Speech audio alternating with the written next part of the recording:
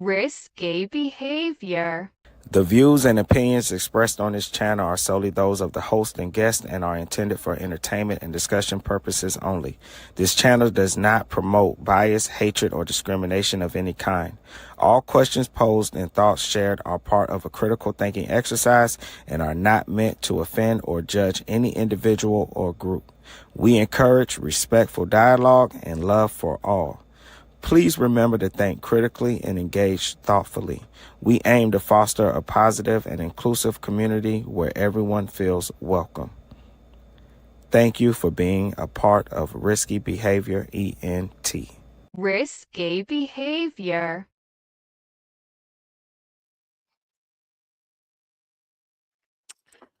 Yo, what is up? What is up? How y'all doing? How y'all doing? I forgot to do my regular intro video, and I'm going to be extremely upset if I don't get it done. Oh my gosh. Where is it? Oh well. It doesn't matter. It doesn't matter. Anyway, y'all know what I'm here to talk about. The Karmelo Anthony's hearing where he was seeking a new trial. By now, everyone knows, and the results are in. He was denied.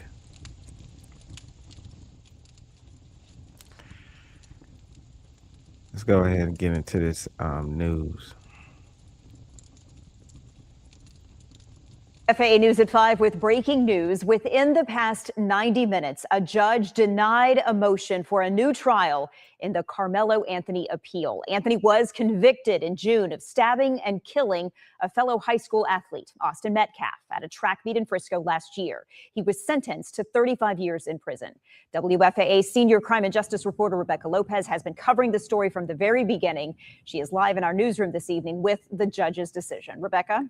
Teresa, the judge denied the motion after 2 days of testimony focused on two major issues raised by Anthony's new attorneys.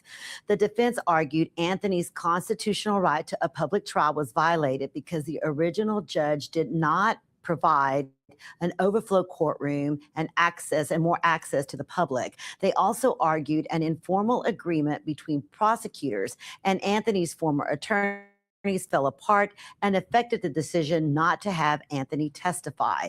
Now, the two sides have agreed to keeping damaging information about both Anthony and the Metcalf away from the jury and focus only on what happened the day Metcalf was stabbed. Anthony's former attorneys testified they had collected allegations involving prior fights and racist incidents involving Austin and Hunter Metcalf, his twin brother. Prosecutors presented school disciplinary records and messages attributed to Anthony involving fighting, weapons, and violent threats and racist comments. The agreement was never put in writing, and the two sides disagreed over whether it protected Anthony from being questioned about his past if he testified. Legal expert Keith Harris says the hearings were emotional because this was the first time the public heard much of this evidence. And so I know that there's a lot of emotions, a lot of feelings right now, and a lot of that is because this is the first time that people heard a lot of this stuff. And maybe it does make a difference in the outcome, but maybe it doesn't. Maybe things are different one way or the other, good or bad for either sides. But I think that that is a lot of the surprise right now, is because there was a lot of stuff that people didn't hear, and maybe they should, maybe they would have if it had been streamed, maybe if there had been more public access, maybe if there were just so many things. And so I think that that's what we kind of have to balance, that's a lot of the emotion behind it as well. The judge's ruling leaves Anthony's murder conviction in place, but his attorneys can now take their arguments to a higher court. Now, the Collin County District Attorney Greg Willis issued this statement. We respect and expected the court's decision denying the motion for a new trial. The jury's guilty verdict stands, and we remain confident in the process. Every defendant has the right to appeal, and our thoughts and prayers remain with the Metcalf family in the painful wake of last week's hearing. Now, Willis, by the way, was in the courtroom for the entire trial and all of the hearings. Anthony's attorneys have already filed an order to appeal, so this will go to an appellate court. Teresa. Okay, Rebecca, let's talk about the timeline of that. It will go to an appellate court, but that could take a while, right? It could take months before it goes to the Fifth Court of Appeals first. And then if that is denied, then it could go to the Court of Criminal Appeals. And if that's denied, it could go all the way up to the U.S. Supreme Court. So we're looking at months, possibly years, before we see any kind of resolution of whether or not all of this stands. Teresa. Right. Rebecca Lopez live for us in our WFAA newsroom. Thank you for all of your coverage over the last few days and months as well. Well, there you have it. You got your answer. A lot of people are not happy. Shout out to my brother, the Prince of Petty, is in the building. Yes, Prince, he was denied. Bro, let me give you your intro.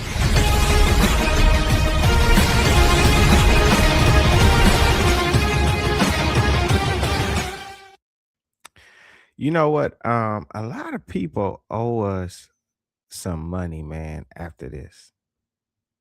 They really, really, really do. A lot of people owe us some money. They do. We're about to go over everything that has happened thus far, the information that was released. And it was a lot of people saying that he did not get a fair trial.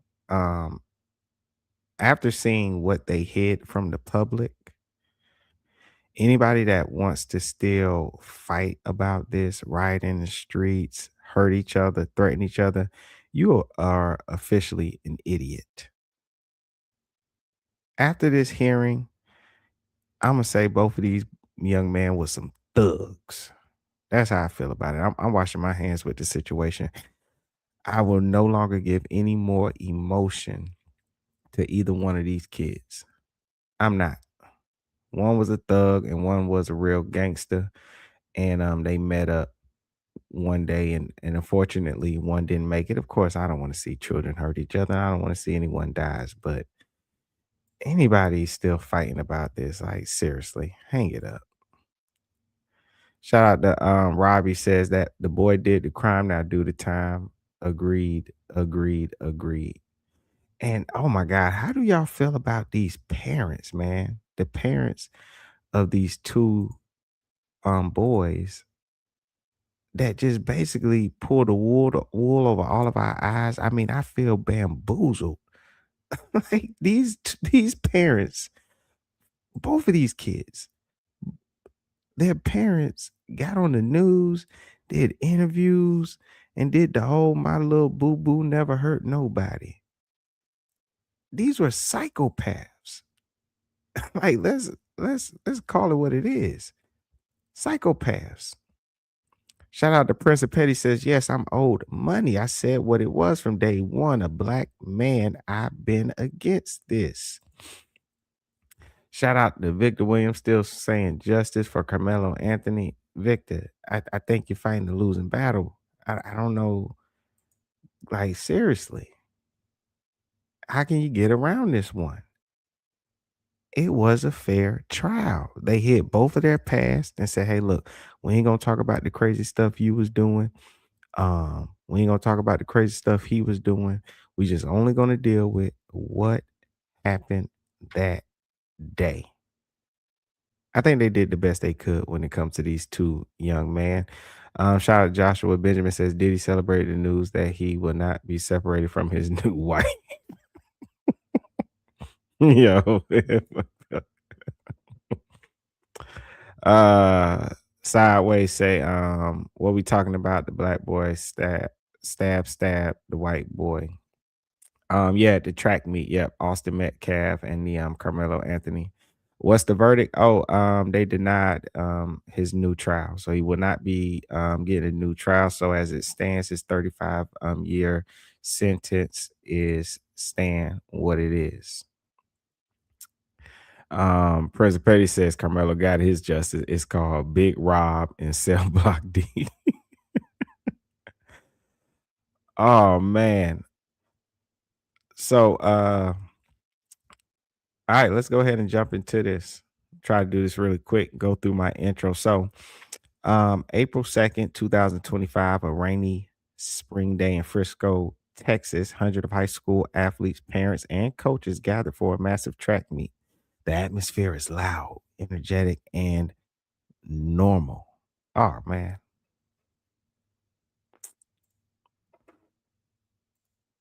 Let me do this.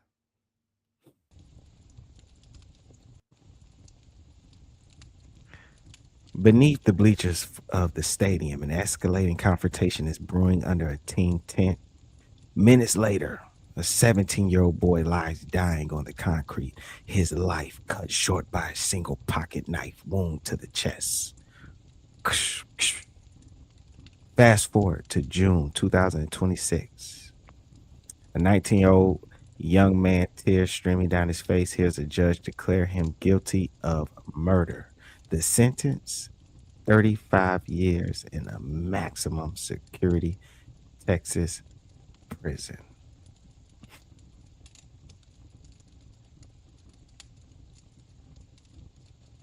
And for those of you who have been hiding under a rock, let's go to the day of that stabbing that landed him in prison for 35 years. Frisco 911, what is the location of the emergency? Hi, we're at Kuykendall Stadium. My friend just got stabbed. Okay, do you know who stabbed him?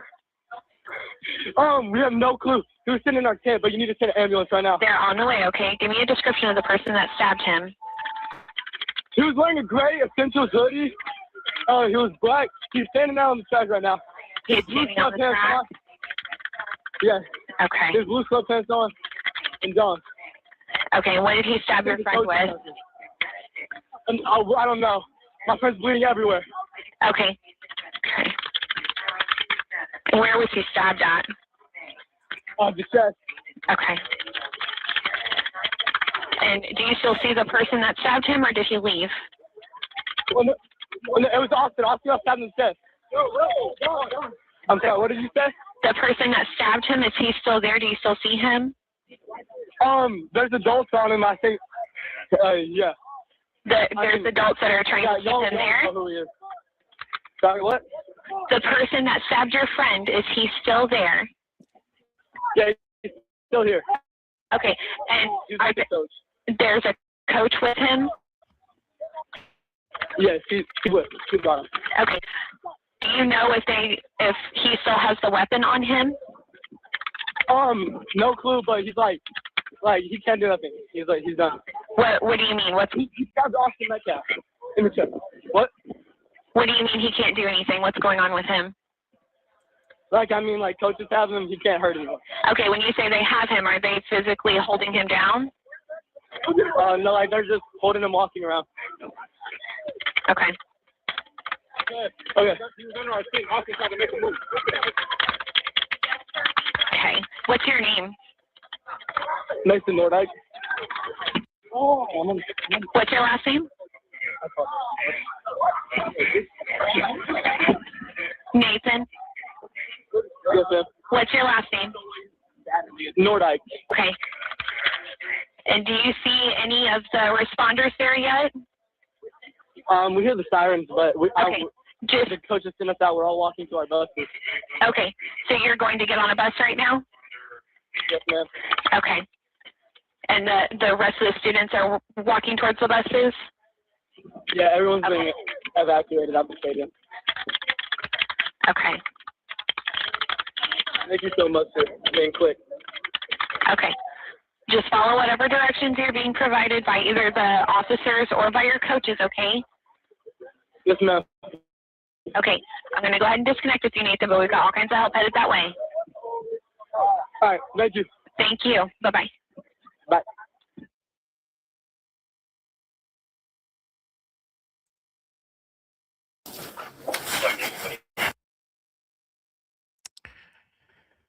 Oh man. All right, so that's the 911 call.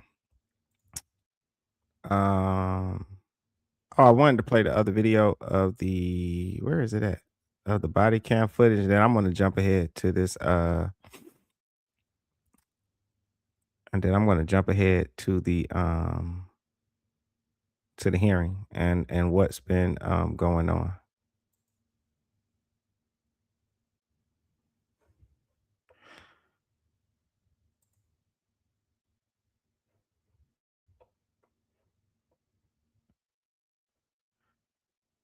But yeah, he got the 35 years.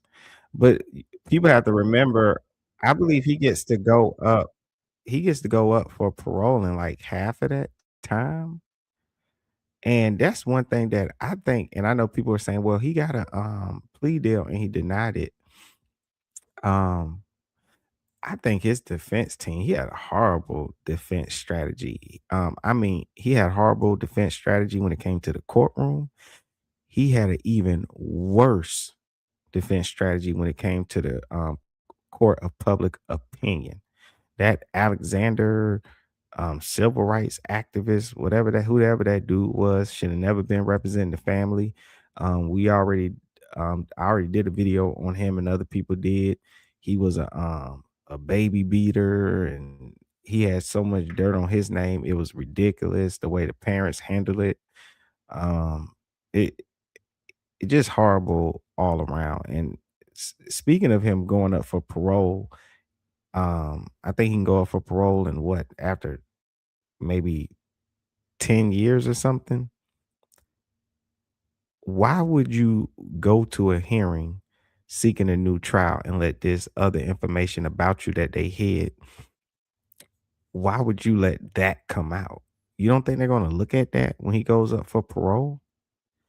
I just I just do not like the strategy at all.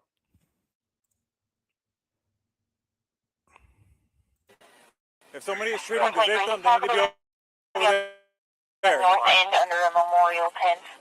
Don't reach for anything, all right, man? Stop right there for me. Dispatch 43 got these. And they're currently treating the victim. Again, he's on the north end of the stadium. All right. Any weapons on you like that?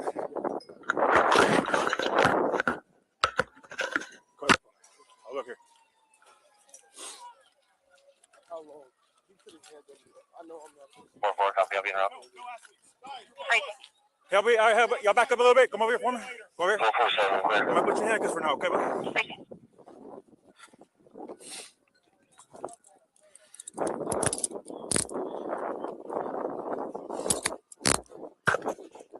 Dispatch 443. Everybody can slow down.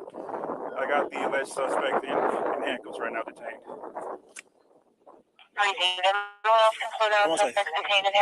Hold on. You can open up the channel, and medics are clear to come in. Have them come to the northeast entrance. That's gonna be a gate that's wide open there, and then you come to the victim from there.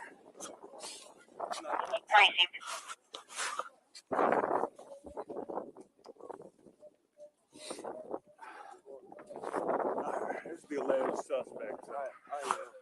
All right.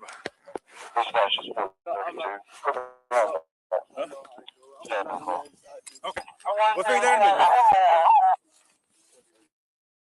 So nothing on your person at all? Nothing? Mind if I reach in your pockets and stuff and all? You got stamina? Okay. I'm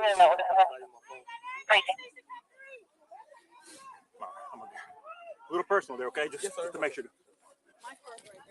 Okay. Anybody else think it was odd that he did this stabbing in a essentials fear of, what's that, the essential fear of God hoodie? Yes. I always thought that was just odd that you committed a murder while wearing that hoodie.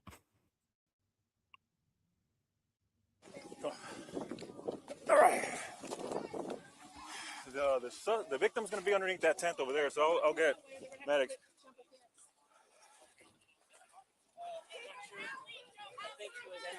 Memorial tent over there, guys. All right. He put his hands on me. I told him. Oh man, let's see. It's weird whenever I look at this, how he's sitting so calm and then he starts to crying and boohooing when he realizes he's about to go get in the cop car. Memorial tent over there, guys. All right. He put his hands on me. I told him not to. He put his hands on me. What's happening right now? victim. We're on the north end. They got staffed in. Right, Prince. Prince says, "Wait till he start crying. He put his hands on me." It is odd. None of that. It's like, you know, how, like when you watch these people, and it's like they're trying to play this little silly game. It's like 1 minute they're crying, then 1 minute they're not crying, 1 minute they're sad, 1 minute they're not sad, and it sounds like a forced cry to me. To him right now. This is the alleged suspect. Already? No. We searched them. Got nothing. I don't know what happened. 4.3. Checkers everything about CPR progress for what witness. Crazy. You know, that's the wrong thing. Crazy.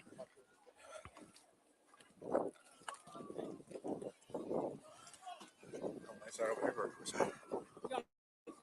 Up to you. It's up to you. That's fine. This is closer. Okay.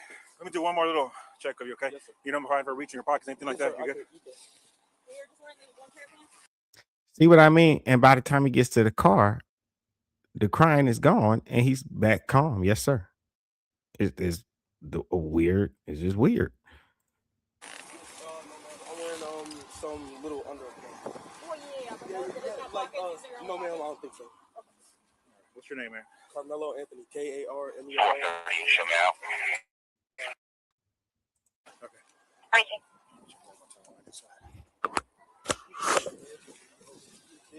Have a seat here real quick, man. Watch your head.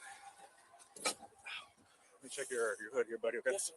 I'll tell you what, lean this way so you're not resting on your hands, okay? Yes, all right, see a little bit of blood on your hands there, okay? Yes, all right. 402, I'm on scene. So your first name is Karmelo? Yes, Karmelo. Let's see, hold on one second. Is he okay? I don't know yet, man. Karmelo, C-A-R-A. K-A-R. K-A-R. M-E-L-O. M-E-L-O, Karmelo. What's your last name? A-N-T-H. O-N-Y. We're ready, when? I'm in 12th grade. 10th grade? You go to Emerson? No, sir. Where do you go? Centennial. Okay.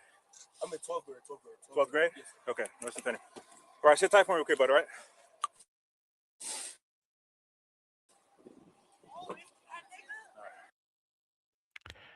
Yep, and the crying is all over and done with by the time he gets to the cop car. You're outside. Yeah, live continuing coverage. Our JD Miles, Andre Lucia, and our team, Aaron Jones, Marvin Hurst. And of course, this is all the chaos and commotion when he was sentenced to 35 years. It's like a war breaking on outside of the courtroom. Of course, you know, you got to go back to the gentleman's deal that we found out about during his hearing, where he, you know, his appeal, where he's trying to get his new trial. And you find out the whole time that you had people out there fighting for these two young men, they didn't know whom they were fighting for because they didn't know either one of these young men. The whole time they out there fighting. Exactly, Prince. The crime completely disappears. But yeah, people don't know who they fighting for. I mean, and the media and the family did a great job of presenting these young men as like upstanding citizens. You know, all this, especially with the whole Karmelo Anthony, you know, they reuse that story over and over again, talking about he saved somebody's life, and then you figure out this, then you see this boy got text messages where he talking about he want to stab somebody and lick the blood off the knife. First, outside the Collin County Courthouse and also inside, and the sentence just read by the court, 35 years in prison is the sentence for Karmelo Anthony.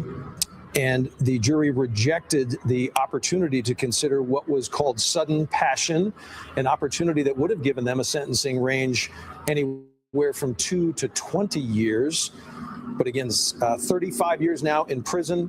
And as JD Miles just reported, 17 and a half will be the mandatory minimum of that 35 before he can be considered for parole. JD, stand by. Andrea Lucia, what are you hearing among the crowd outside as that 35-year prison sentence was just handed down? Yeah, you know what? I'm going to step aside because people are just hearing this right now. I just saw a woman run down the street right here, letting everybody know 35 years, and we're seeing reactions of shock on people's faces. You can see people down there with their phones out. Again, that is. Right, JT, licking a stranger's blood is mentally unbalanced. Straight psycho. Straight psycho. And I was on Clubhouse arguing with people like when people kept trying to say the whole he was afraid. I'm like, that he was afraid fear thing that people been using, you ain't gonna be able to use that no more. That's out the window. Where a lot of the reaction is playing out. There appears to be shock among people here. A lot of the supporters of Karmelo Anthony have stuck around. We're waiting to show their support as the sentencing continued. And this is, of course, not what they wanted to hear. They wanted him to be acquitted. They wanted him to get a lesser sentence. Even though we're certainly closer to 5 than 99 years, 35 years for a 19. Yeah. Yeah, they was upset, man. Yeah, people getting arrested out there, threats of violence out there. And who knew they was fighting and who knew that they was out there fighting this whole time for a little gangster? Um and a little KKK member. This whole damn time. All right. So today we're talking about this is the case of Karmelo Anthony and Austin Metcalf. On the surface, the media painted a simple picture, a senseless act of violence triggered by a petty argument over a sports tent. A sports tent, I might add, neither one of their parents own. But behind closed doors, away from the eyes of the jury, a dark legal battle was raging. Rumors of a gentleman's agreement, a hidden shadow docket, suppressed racial slurs, and shocking character records kept both sides paralyzed in fear. So I want to welcome you all back to Risky Behavior ENT. I want to invite you all. Go ahead, man, and smash that like button, bring more people into the room.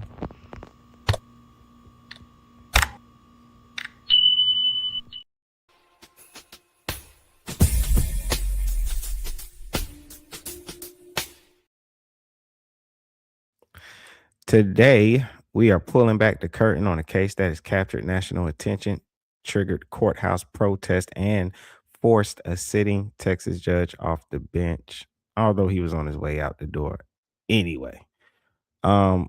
Which is why some would speculate that that's probably why they put him on this case, because he on his way out the door. He ain't got to worry about people judging him after after how the case went. This is not just a story about a tragedy at a track meet. This is a deep dive into how a broken legal strategy, missing evidence, and the judge's post-trial media tour might just smash this entire conviction to pieces, or would have smashed this conviction to pieces, sending the case straight back to square one. Grab a seat. We need to talk about everything that really happened in Collin County. So to understand the chaotic legal war happening right now, we have to travel back to the day the clock started ticking, April 2nd, 2025. Karmelo Anthony and who was a 17-year-old student from Frisco Centennial High School, is walking around a crowded stadium. It's raining. He's seeking shelter. Anthony steps into this large tent set up in the bleachers, but the tent does not belong to his school. It belongs to the Frisco Memorial High School. So that's the school that is attended by 17-year-old junior Austin Metcalf. Now, what happens next varies depending on who you ask, but court transcripts give us a tense picture. Multiple student witnesses testified that Anthony is asked to leave the tent, not once, not twice, but up to 15 times. Anthony refuses to move. The tension spikes. Okay. Witnesses claim Anthony reaches inside his bag and utters a chilling warning, touch me and see what happens. Now, if you listen to some of the people on the internet, some of these liars out here, they try to change that statement. I was arguing with a girl on Clubhouse that says, why do you think Karmelo said, touch me again and see what happens? I was like, that is not what they said he said. Well, how you know? He said, well, we got to go by the court records. Now, Austin Metcalf steps forward. According to some witnesses, Metcalf tells Anthony, I'm not going to fight you. And this is because you have other witnesses that testified in that said that Karmelo Anthony was, saying, "Hey, I beat your ass." So that's another thing when people talk about the whole fear thing. Like, no, this boy was ready to go. All right. So moments later, physical contact is made. Metcalf shoves or nudges Anthony away. In less than a second, a pocket knife is drawn, a single thrust. The blade penetrates 2 inches into Metcalf's chest, piercing his right ventricle. Emergency crews rush to the stadium, but it is too late. Austin Metcalf is pronounced dead at a local hospital. Karmelo Anthony is arrested and charged with murder. And that, you know what, though, y'all, the whole knife stabbing always bothers me. It was kind of like a I don't want to say like a lucky shot, but many people I remember was arguing saying, how did he stab him through his sternum? Like, that hard piece of bone, that plate that protects your chest. And I was like, no, if you look at the medical examiner's report, it didn't. It just so happened to slide in through like the tissue. It didn't go through the bone. And it was just like this weird angle. And that's why I can believe Austin Metcalf may have been standing um a little bit higher than him. And so when Carmelo's coming up with that upward angle, he's able to make it through and hit his heart. If you change that situation around in any way, it's a possibility that Austin Metcalf would be alive, and this would just be, you know, I don't know what they call that, like assault and battery or something. It was if it was with a knife, it was if you use a weapon. I don't know. So anyway, by June 2026, the case reaches the courtroom of a state district judge, John Roach Jr. in Collin County. The internet is already on fire at this point now. So on social media, the case is amplified heavily in racial terms. Anthony is black and Metcalf is white. This is a racial case, and you can see that even I don't know what's going on in this country now. People want to keep this race thing going on, and that's why when you see this case starts to die down, somebody's like, "Where's the next case going to come from that gets us into a racial war?" And then next thing you know, dun dun dun dun, Nolan Wells, right? So, okay. Anyway, so Anthony is black, Metcalf is white. So yet inside the courtroom, both the prosecutors and the original defense team, led by attorney Mike Howard, tell the jury a completely different story. This tragedy has absolutely nothing to do with race. Why did they say that? This brings us to the core of the current appeal. Behind the scenes, the prosecution and defense made what they call a gentleman's agreement. This off the record deal meant both sides agreed to keep massive pieces of character evidence hidden from the jury. The goal was to turn down the temperature of a highly explosive case and keep the trial strictly focused on the final moments under the tent. Because of this agreement, the jury never heard the darker backgrounds of either team. They never knew that Austin Metcalf had a documented history of intense anger issues. School records revealed he had been suspended for talking about bringing a gun to school, had been banned from games or screaming profanity, and has seen a counselor multiple times for uncontrollable rage. Crucially, the jury never heard that at a previous meet, when told someone was talking trash, Metcalf reportedly responded, "Kill that MF," or whatever. This is my channel. Kill that motherfucker. On the flip side, the jury also never saw the prosecution's 75-page character dossier on Karmelo Anthony. That dossier contained text messages Anthony sent the morning of the stabbing, stating he was low-key on the verge, alongside past texts where he allegedly fantasized about stabbing someone. And I gotta add, lick the blood off the blade. Now, people get angry all the time and say things. And I remember talking to someone, it's like, well, if we went through your text messages, what would we find? You ain't gonna find me talking about I want to stab somebody and lick the blood off the blade. I'm confident with that.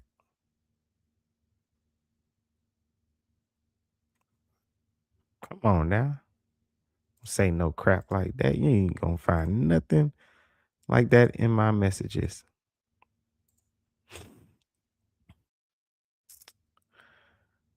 All right.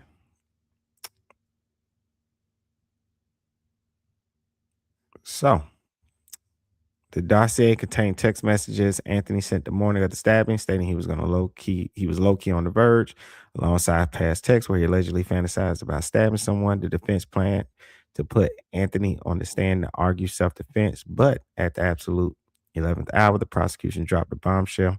They argued the gentleman's agreement would not protect Anthony from being cross-examined on his dark text messages if he chose to testify. Shocked and terrified, the defense team froze. Anthony ultimately did not testify. The self-defense argument crumbled, and the jury found him guilty of murder, handing down a 35-year sentence. So we're going to be getting into the timeline of everything happening right now or over the past, days. So this is video from WFAA as Karmelo Anthony returns to court. Tensions are expected to increase once again. A return to court for Karmelo Anthony's trial appeals is also the likely return of other things. I think it's just going to fuel everything all over again. Heightened security, lines to get inside, protests out there. 10 weeks after Karmelo Anthony was convicted of murder and sentenced 35 years in the stabbing death of Austin Metcalf, 35 years! His appeal for a new judge and a new trial begin. Benita Parker is a longtime defense attorney. Not a party to the case, she tells us the appeal hearings are happening on a very tight timeline. The judge has 75 days from the verdict day. Everyone's doing their calculations of 75 days. That means we could know by next Monday if a new trial is granted or even earlier. The defense laid out a long list of objections in support for a new trial. A lot of people live right now. About restrictions on public access. It's the best we got. A breakdown in unrecorded agreements about evidence. We're arguing that the dispute regarding the agreement did impact the outcome of the trial. What will also return is the lingering conversations both sides have maintained this trial should not be about. From day one, this case was never about race. Karmelo Anthony will be in court this week. His appeal could take years, and these hearings could take us all back to the trial in June. There's too much at stake. One of the biggest trials of the decade. In Collin County, I'm Jobin Puniker. We begin with breaking news in McKinney as Karmelo Anthony works to appeal his conviction and seeks a new trial. Within the past hour, the judge who presided over the murder trial has been removed from the case. Let's go straight to our JD Miles, who was inside the courtroom when that decision was announced. So, JD, what can you tell us? Well, Karen, from everyone I've spoken to in the legal community, they found this decision today very surprising. But as Judge Sid Harrell, the visiting judge, said himself when he made this ruling, this was far from a typical murder trial. The hearing lasted only an hour. The only evidence presented was 18 minutes of a raw interview that Judge John Roach did with a media outlet 2 days after the verdict in June. The defense tried to use that interview to show that the judge was biased by saying he agreed with the jury and other things. And in the end, the visiting judge agreed and granted the recusal. Now, earlier this morning, there were protests and there were demonstrations and chants outside the Collin County Courthouse. I was inside the courtroom where Karmelo Anthony appeared for the first time since the last day of his trial. He was in a dark green prison jumpsuit with shackles. He looked noticeably thinner. The judge allowed the defense to remove those shackles during the hearing. After the defense played audio of the interview, appeals attorney Russell Wilson argued that the judge violated canons of conduct not to speak about the case when a case is pending or there's an impending hearing, which in this case is the appeal.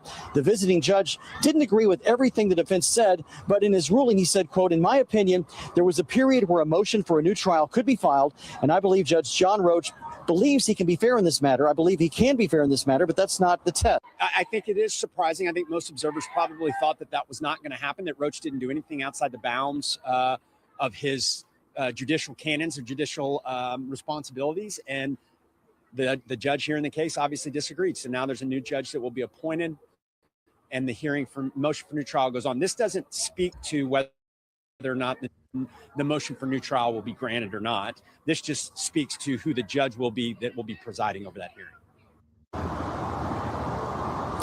And that was longtime Collin County criminal defense attorney Todd Shapiro. He's not connected to this case, but he offered some legal analysis there, and he made it clear that this does not necessarily mean anything about what's going to happen tomorrow when there's a motion for a trial, because the evidence that the judge heard today was based on something that happened 2 days after the trial when Judge John Roach gave an interview. So we're going to be hearing a completely new evidence in this motion for a new trial tomorrow. The administrative judge over in North Texas, Ray Wheelis, will announce who that judge will preside, who will preside over that hearing will be any minute now. He's probably already made that decision. It just hasn't been announced yet. When that happens, we warning at 9 a.m. when supporters of Karmelo Anthony are expected to be out here, when the attorneys will be back in the courtroom, and the defense, the appeals attorneys, will be arguing for a new trial based on a whole new set of reasons. That's the story from here in Collin County. Live, I'm JD Miles, CBS News, Texas. Well, that's a big update, JD. Thank you very much. We appreciate that. And our Steve Pickett is also, he's just outside the Collin County Courthouse where people are gathering and have been gathering to express their opinions about this ruling. Steve. Yeah, thunderous support and thunderous applause. We heard, Karen, people poured out of this courthouse once, as JD reported, that decision was written. There are a few places that a reporter can be that's dangerous. It's like an award, like when they're like recording for, like, if there's a war going on, so they're like in a war zone. When they're reporting from when there's like a natural disaster, like a hurricane, tornado, earthquake, wildfires, things of that nature. And then it's outside the courtroom with Karmelo Anthony and Austin Metcalf's trials.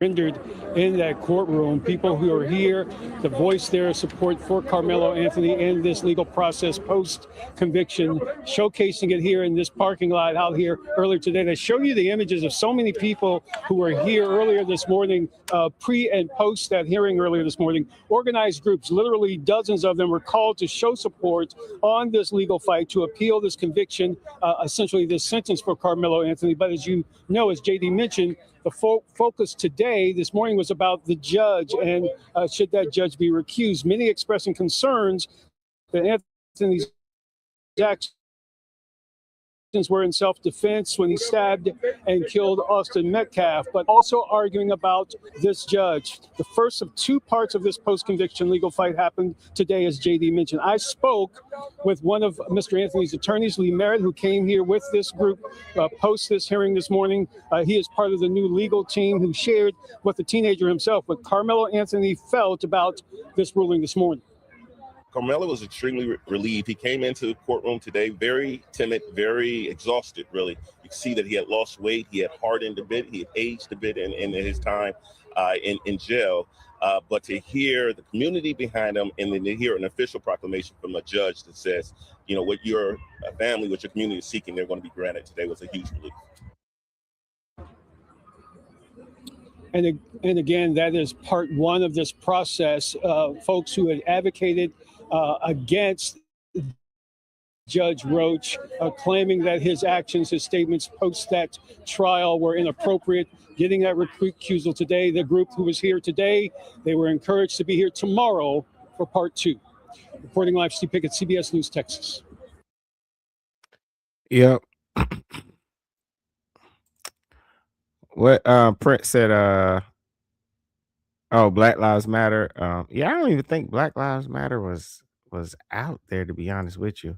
Also, I want to say that it is Karmelo Anthony. Denied our motion to recuse.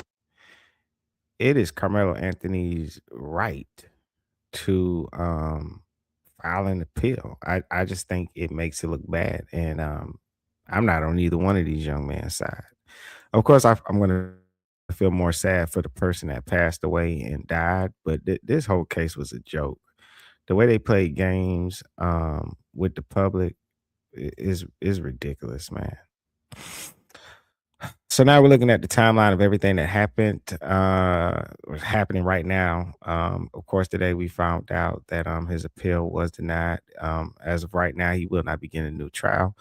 So Karmelo Anthony had hired a powerful new legal team led by civil rights and criminal defense attorney Russell Wilson. They were arguing that the original trial was heavily compromised by a shadow docket where major decisions were made off the record at an astonishing pace. The post-trial appeal hearings kicked off at 9 a.m. That was on Wednesday, August the 19th, 2026, of course, this year, in case anybody didn't know what year it is right now.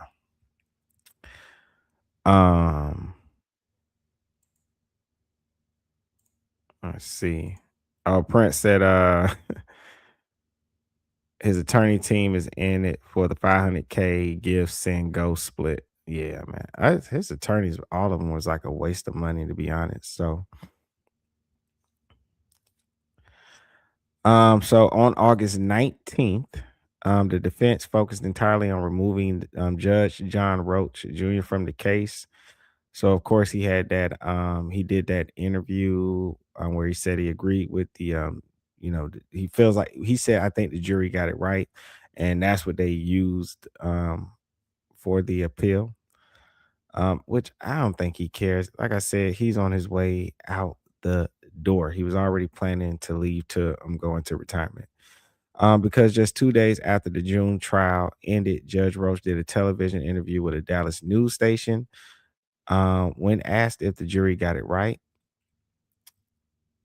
by convicting Anthony, Judge Roach smiled and said, yeah, they did. Whatever they say, they got it right. The defense argued that a sitting judge cannot publicly declare a verdict right when he knows an appeal is actively being prepared. Visiting Judge Sid Harley agreed, ruling the Roach's impartiality could reasonably be questioned. Roach was officially recused. Outside the courthouse, dozens of Anthony's supporters erupted into cheers, crying, and chanting, "Free Karmelo," which we just saw on the video I just played. The next morning, Thursday, August the 20th, 2026, the battle shifted to part two. Retired senior district judge Michael Chitty took the bench to hear the 63-page motion for an entirely new trial. Anthony's original lead attorney Mike Howard took the stand as a witness. He testified under oath that he was absolutely shocked when prosecutors backed out of the agreement, leaving the defense strategy in total ruins and leaving a terrified 19-year-old boy unable to safely defend himself on the stand. And of course, he's referring back to when so they had a gentleman's agreement saying, hey, we're not going to use or bring up anything from these boys' past, horrible past, might I add. And when it came time for Anthony to get on the stand, the prosecutor said, well, hey, that agreement we had, that's not included if he hop his ass on that stand. And a lot of people argue that that is a devastating thing because a part of a self-defense plea, you kind of want to hear from the person that's saying this was self-defense. You want to hear them tell their story. The jury wants to get to know them. They want to see him on the stand.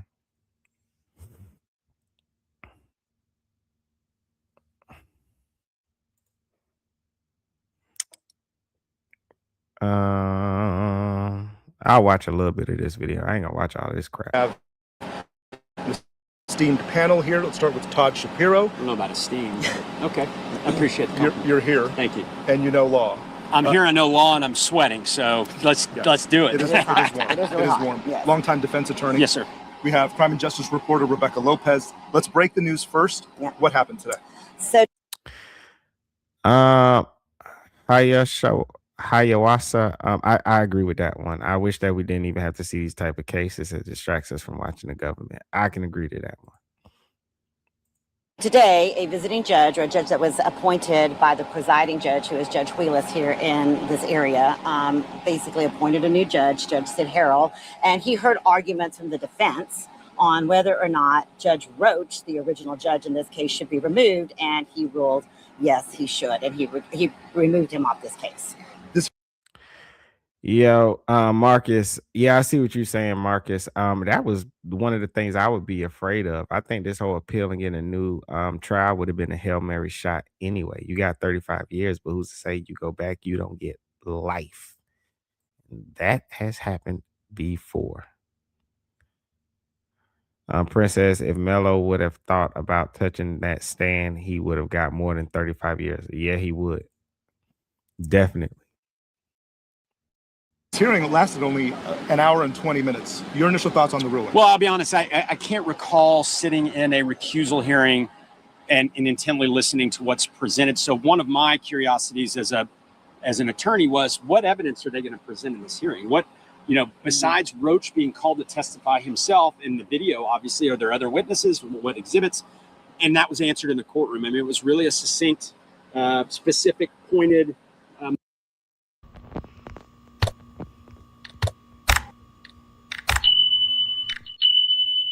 motion, and that was provided was enough to sway this judge and say, yes, Roach needs to be recused. So Judge Roach is out, right? Let's talk about the rubric that the Judge Sid Harrell used to make that determination. Right. So it was, I don't want to say confusing, but it was a legal point that he made, basically saying, y'all filed this motion for recusal and listed a number of different reasons. I'm going to rule on your recusal based on one point that was brought up, and that is that reasonable person standard from the outside looking in at the proceeding, whether or not things were done fairly and impartially and can continue to be fair and impartial. And he believed that Judge Roach's comments to a particular reporter here in Dallas on a particular date that is standing a foot from my left, that he asked the questions and the Roach gave answers that kind of tended to show that he's maybe made his mind up on the motion for new trial before it ever even happens. So I do think that a part of it from our judge today was an abundance of caution. The appeals process is a confusing thing as well. What's in front of the court right now was the recusal motion first, and now a motion for new trial over the next day or two. That does not include his quote unquote appeal. Okay, so this is not about his appeal. One of the things that this ruling did is take away the possibility of this being a point for appeal, saying that the judge denied our motion to recuse, Roach heard it, denied the motion for new trial, and now we're going to use that in our appeal to say, once again, this is another reason why this case should be overturned. Well, one of the things that the defense attorneys were also trying to say is that he violated these canons, basically that governs what judges can do. And they felt that maybe he overstepped in what he was doing when he did the interview with Jobin, but also that he was biased. And basically, Judge Harrell said, I did not find that to be true. Correct. He just had a different measure about why he removed him. Yeah, listen, I understand what Judge Roach is doing. I think he ran an incredible trial. It was efficient.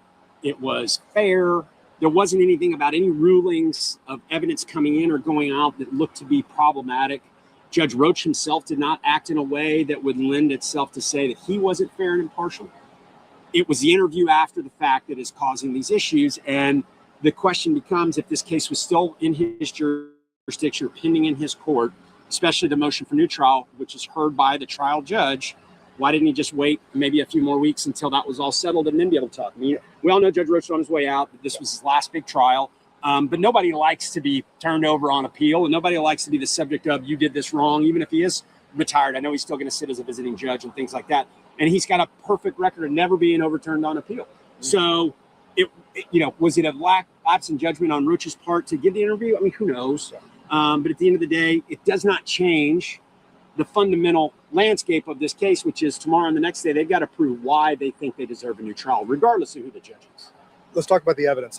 The majority of the time was us listening to the interview we did. It's a 20-minute interview. And I asked you this question just a few minutes earlier before this, and that was it the act of doing the interview that probably led to this decision, or Alrighty then. I appreciate everybody that's still in the building. Don't forget to like and share, bring more people into the room.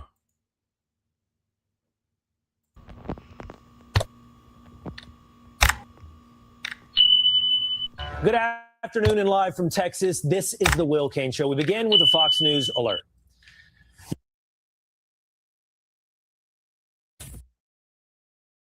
All righty. We about to get into this next one. Jet Metcalf. This is the hardest thing I've had to endure coming. Well, of course, this is Fox News. I know some of y'all don't like Fox. Good afternoon and live from Texas. This is the Will Cain Show. We begin with a Fox. Woo. That boy got that hair laid, don't he? Got this, what is that, the swoop in the front? What do you spray on that to keep it like that? Fox News alert. You're looking now at new courthouse sketches of Karmelo Anthony, who was in court today in an attempt to get a new murder trial. Anthony, of course, was convicted of murdering 17-year-old Austin Metcalf by stabbing him during a track meet in April 2025. He was sentenced to 35 years in prison. Today, a Texas judge ruled in favor of a defense motion to recuse trial judge John Roach from overseeing the appeals process. The defense has accused Judge Roach of not being impartial during the Anthony trial. They point to an interview he gave in June where Roach said he believed the trial was fair and defended the dismissal of 3 Black prospective jurors. The defense played the entire 18-minute interview for the courtroom, and that included this key moment. Did the jury get it right? Yeah, they did. You know why? Because they were picked based upon the law. They listened to the facts that happened here in this very courtroom, and they got a verdict. And so that's the process. And retired district judge Michael Chitty has now been assigned to preside over the appeal. Outside the courtroom, dozens of Karmelo supporters, including one man in a full Black Panther uniform. And minutes after the recusal, they broke out in loud cheers.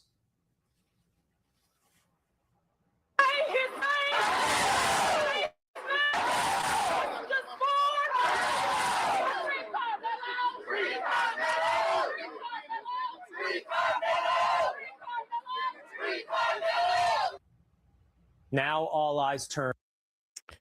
And Prince, I mean, you said the best thing. OMG, the race car is getting worn out. The whole racism is getting worn out. Period. After finding out about these 2 young men, please, y'all, it's time for us all to stop fighting. It really, really is. These are not 2 good kids. They just were not. They were not 2 good kids. And to fight over them is ridiculous. Turn to tomorrow when we could hear brand new facts and testimony that were not previously made public as Anthony's defense seeks a retrial. Joining me now, Austin's father, Jeff Metcalf, and criminal defense attorney Todd Shapiro, who was also inside that courtroom. And I want to say this, though. Even though I'm saying they weren't 2 good kids, Austin Metcalf absolutely did not deserve to be stabbed. And I don't care about any excuse that people want to give when it comes to that. These were 2 young men in good shape. They were both athletes. They should have fought it out. That's what we did back in the day. We fought it out. Okay. We fought it out.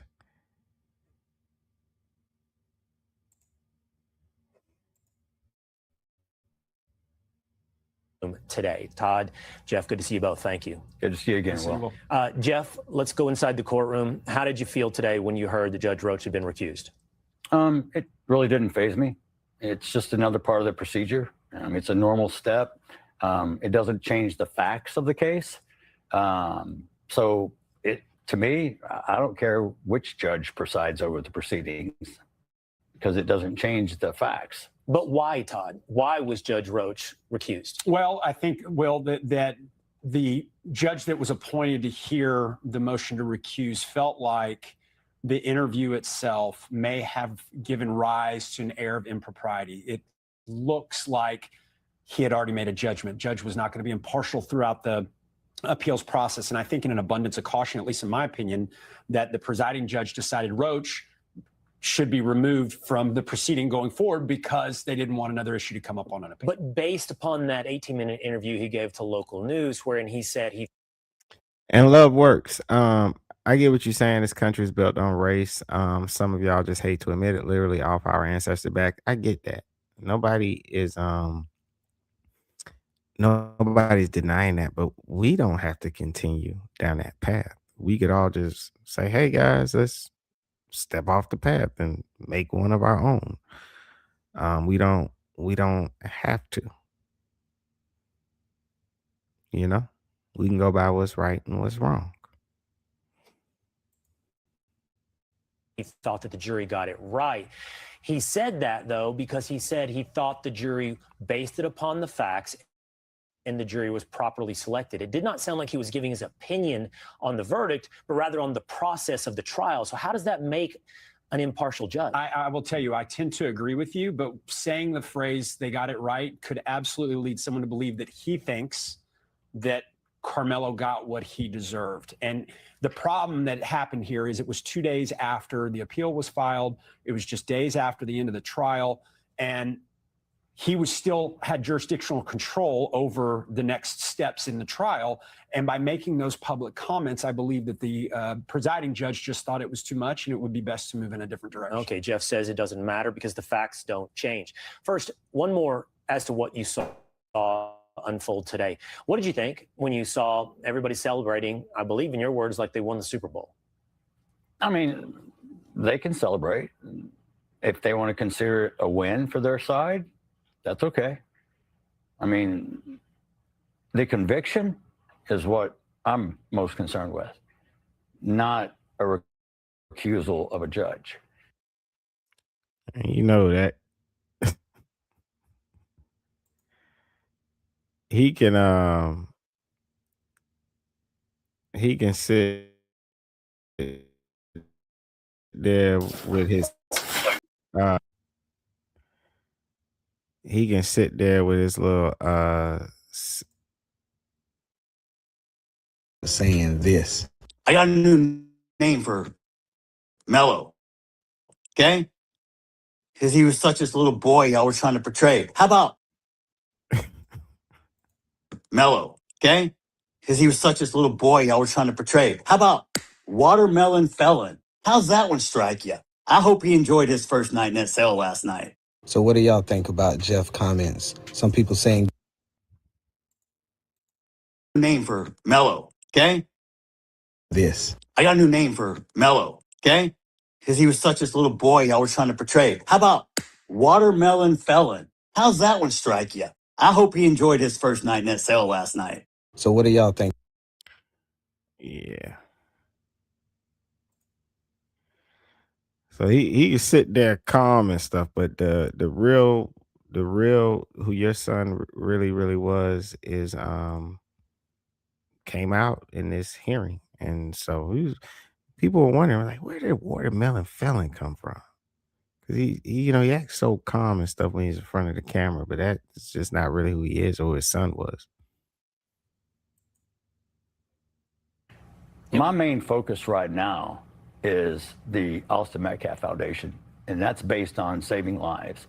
And that's based on not having another parent be put in the position that I'm in or the Anthonys are put in. It hasn't been easy for either side, and the publicity that this case has generated is above normal. I mean, this is a nationwide, even some worldwide news in some places. But as far as what happened today, it's just one step in a long journey. And it doesn't really change the facts. There's no new evidence. It's just one step that says, okay, we're going to take this judge out and find a different judge. Jeff, you and I have had several conversations together, gotten to know each other a little bit. I know that looking forward is a big part of where you want to be now, where your family wants to focus, the Austin Metcalf Foundation, honoring Austin's memory. But I also know that justice is important to you and that this case doesn't fade into the rearview mirror or come out with an unjust outcome. When you look to tomorrow and the potential for a new trial, What do you think about that? What could you hear tomorrow? What could, in your words, change the facts and change the outcome for Karmelo Anthony?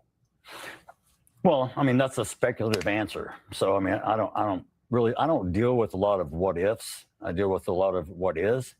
So what is tomorrow? Tomorrow is a decision if he gets a new trial or not. And we'll go from there. If he gets one, great. The facts are still the same. We had 35 witnesses. If we need to call 35, we will. He brought a knife to a track meet, not supposed to, went to a tent where he didn't belong, was asked to leave over 15 times, got pushed in the shoulder and immediately stabbed someone in the chest and killed my son. That's it in a nutshell. We can try to paint it whatever color you want to paint it. It's not going to change the facts.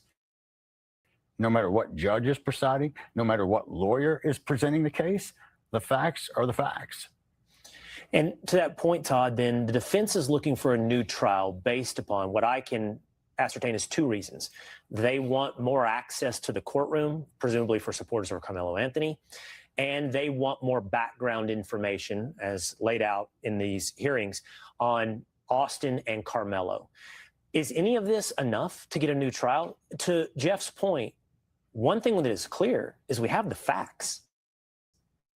We do have the facts, and I would assume that something explosive, a bombshell of some sort, has to be introduced from the defense standpoint to say, look, this would have made this trial patently different had it been in evidence. Whatever reason why it wasn't should be course corrected. And now let's go back to the trial court so it can all be fully presented, which seems like a strange argument considering 30 or 60 days ago, you had a jocks, you had the lawyers, you had everybody prepared. So why was that evidence not brought up in the first trial? And it's got to be something substantial. It can't just be, I don't like the way that Roach, talked to me during the trial. That's not enough to get a new trial. There's got to be a structurally legal argument to be able to get a new trial. And then again, as Mr. Metcalf said, even if the judge does rule that there's a new trial, they still have to deal with the same facts. Still got to deal with the same evidence. So, Jeff, I'll ask you this last question at the risk of being speculative once again, or asking you to be speculative.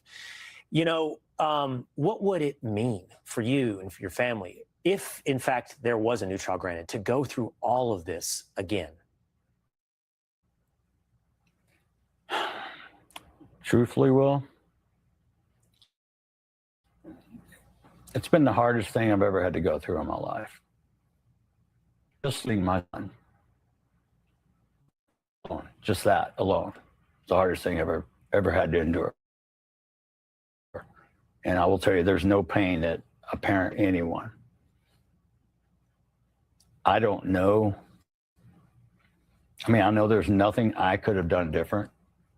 But when you send your kid to school, you expect them to come home alive. Mine didn't. So how do we prevent this? How do we keep this from happening again?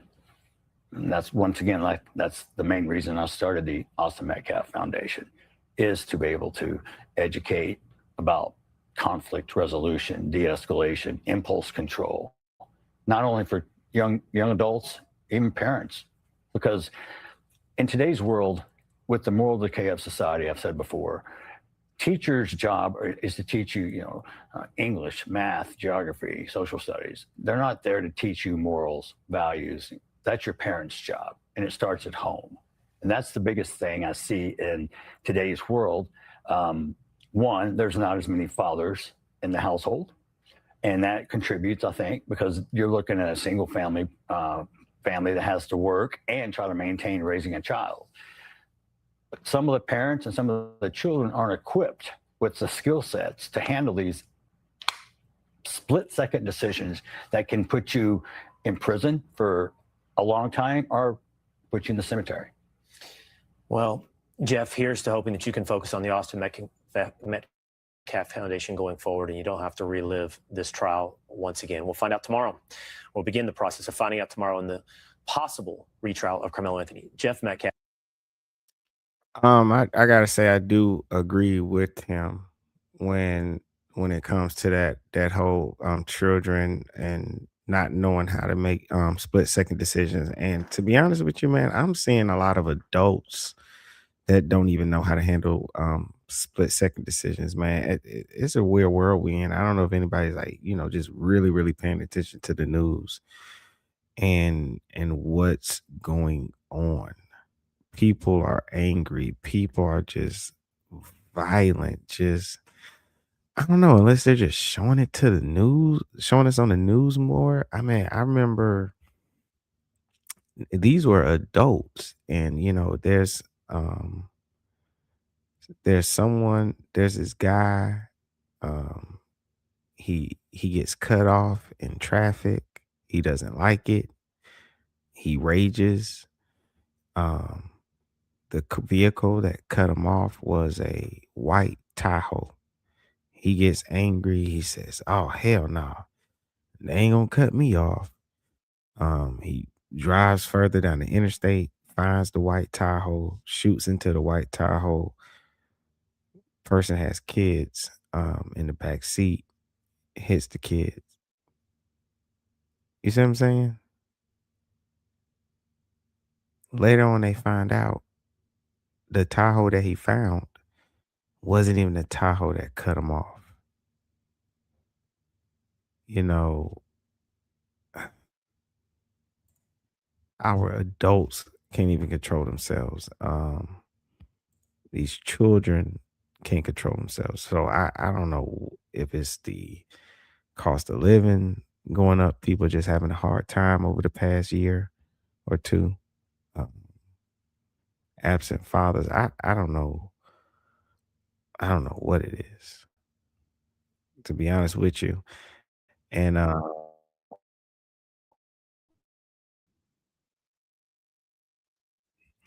see what you're saying. Love works, but I don't know if he didn't have a fair trial. I mean, the facts are the facts. The witnesses said what the witnesses said. They didn't get the new trial. If it was all this unfair stuff going on, his lawyers surely did a poor job presenting it. I'm starting to feel like all of this is for money. I mean, the only thing that came out of this appeal was a bunch of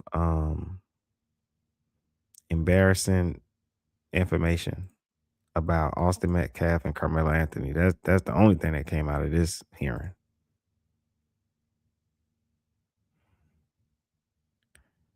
Let's see. Foot Flying says, "I'm tired of hearing about this shit. He killed the kid, take his ass to jail. Shut the fuck up about it." Yeah, man.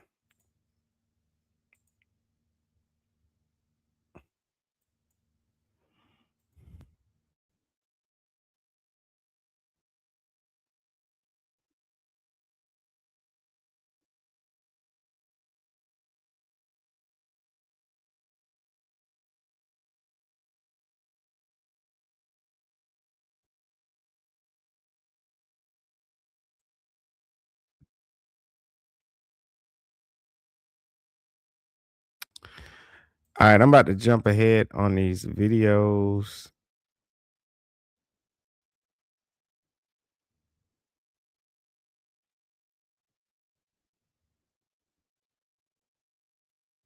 All righty. Let me put it on stage. All right. Prosecutors and the defense in this case presented their case using a motion for a new trial hearing to expose the violent backgrounds of both Anthony and Austin Metcalf. JD Miles has been in the courtroom all day, and he joins us now live with the latest. JD, there is a lot to unpack here.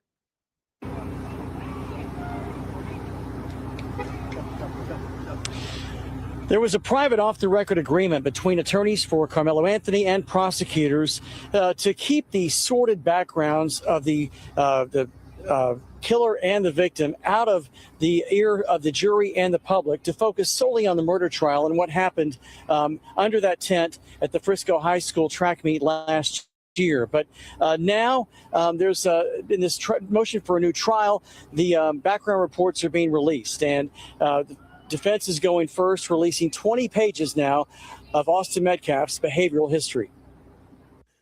Karmelo Anthony was dressed in a suit and tie for this morning's hearing, which began with the defense arguing that efforts by the trial judge and prosecutors to combat threats and deal with disruptions actually prevented Anthony from getting an open and fair trial.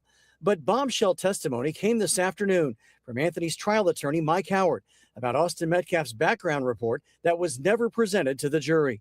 CBS News Texas has also learned new details about Austin Metcalf's background. Metcalf and his brother Hunter were once caught spray painting graffiti, including KKK Kill All Blacks and Heil Hitler, along with the N-word, and were sentenced to 12 months of juvenile probation. Records reveal they reportedly told authorities, "We did some dumb stuff. We did some vandalism." There are several documented instances of Austin using racial slurs in school, and in 2023, Austin was accused of bullying a black student in class. In 2018, while still in elementary school, Austin and his brother were accused of bullying and assaulting a female, which led to his arrest. During an argument in 2024 with another female student, Austin allegedly knocked her to the ground and punched her in the stomach. He was also kicked out of a football game and texted someone later, "I was about to beat the expletive out of those kids." At a previous track meet, when another student alerted Austin that someone not on their team, quote, "behind our bench was talking wild," Austin reportedly replied, "Kill that MF." During the 2023-2024 school year, he received in-school suspension twice. School disciplinary records from April 2022 to May 2024 reveal that Austin reportedly called a teacher the B word and used profanity. He told a school official that he couldn't control it and wasn't aware that it was coming out of his mouth.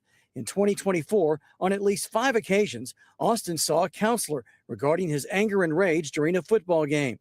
In 2021, he got banned from attending basketball games for a season after yelling profanity at a player. Metcalf also got suspended after he and another student were talking about bringing a gun to school the following day.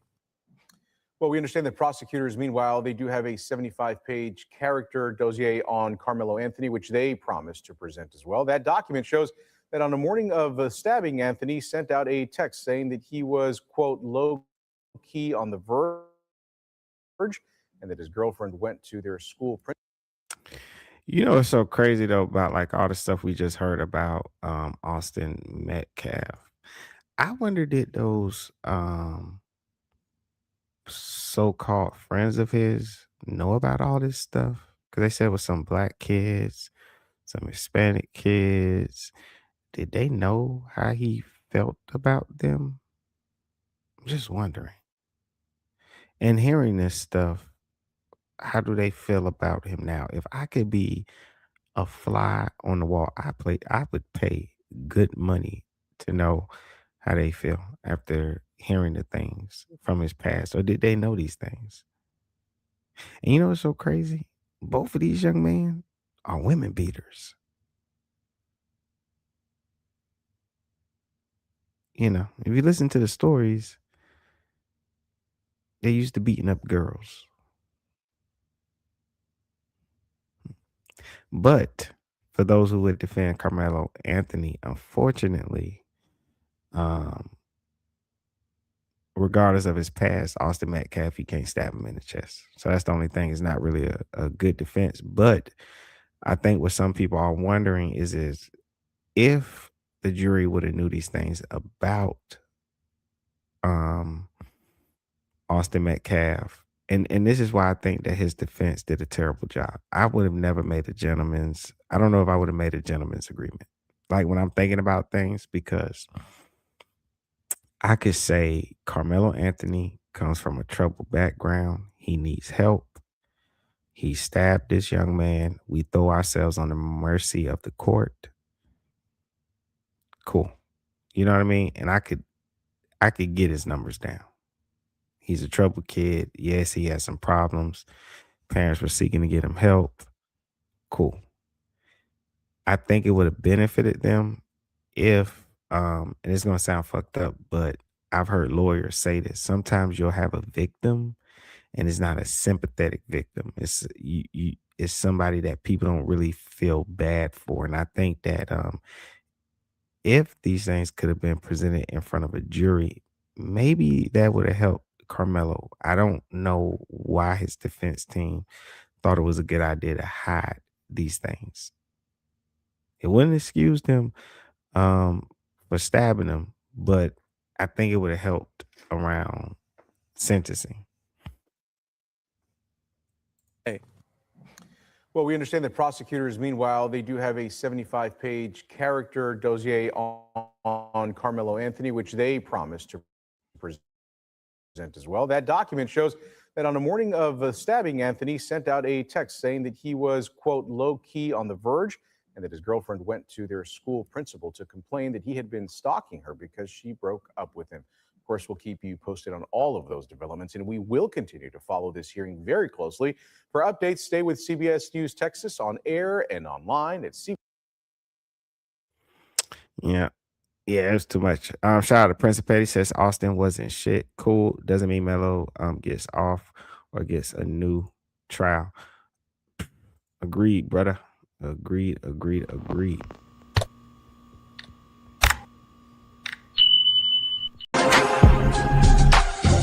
Wrong with you?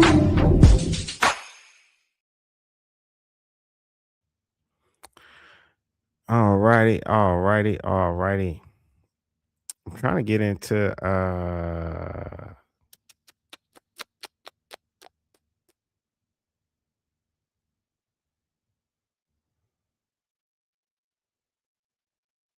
right.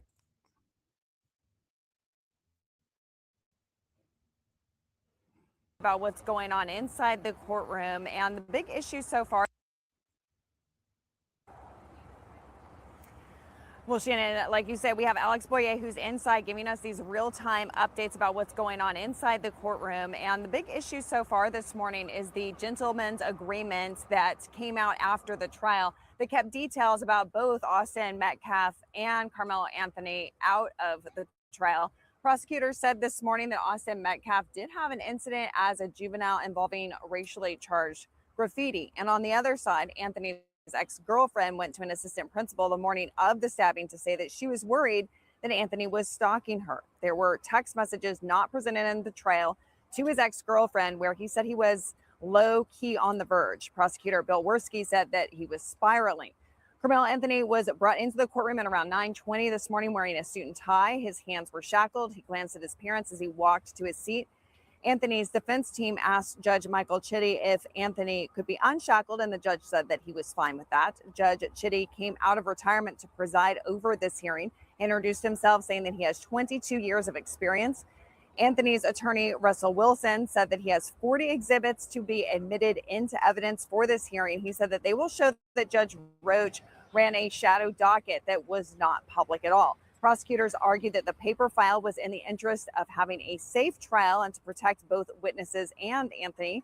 During the trial, the defense argued that Anthony stabbed Austin Metcalf in self-defense. Prosecutors argued that in Texas, a person commits murder if he intends to cause serious bodily injury and commits an act that is clearly dangerous to human life.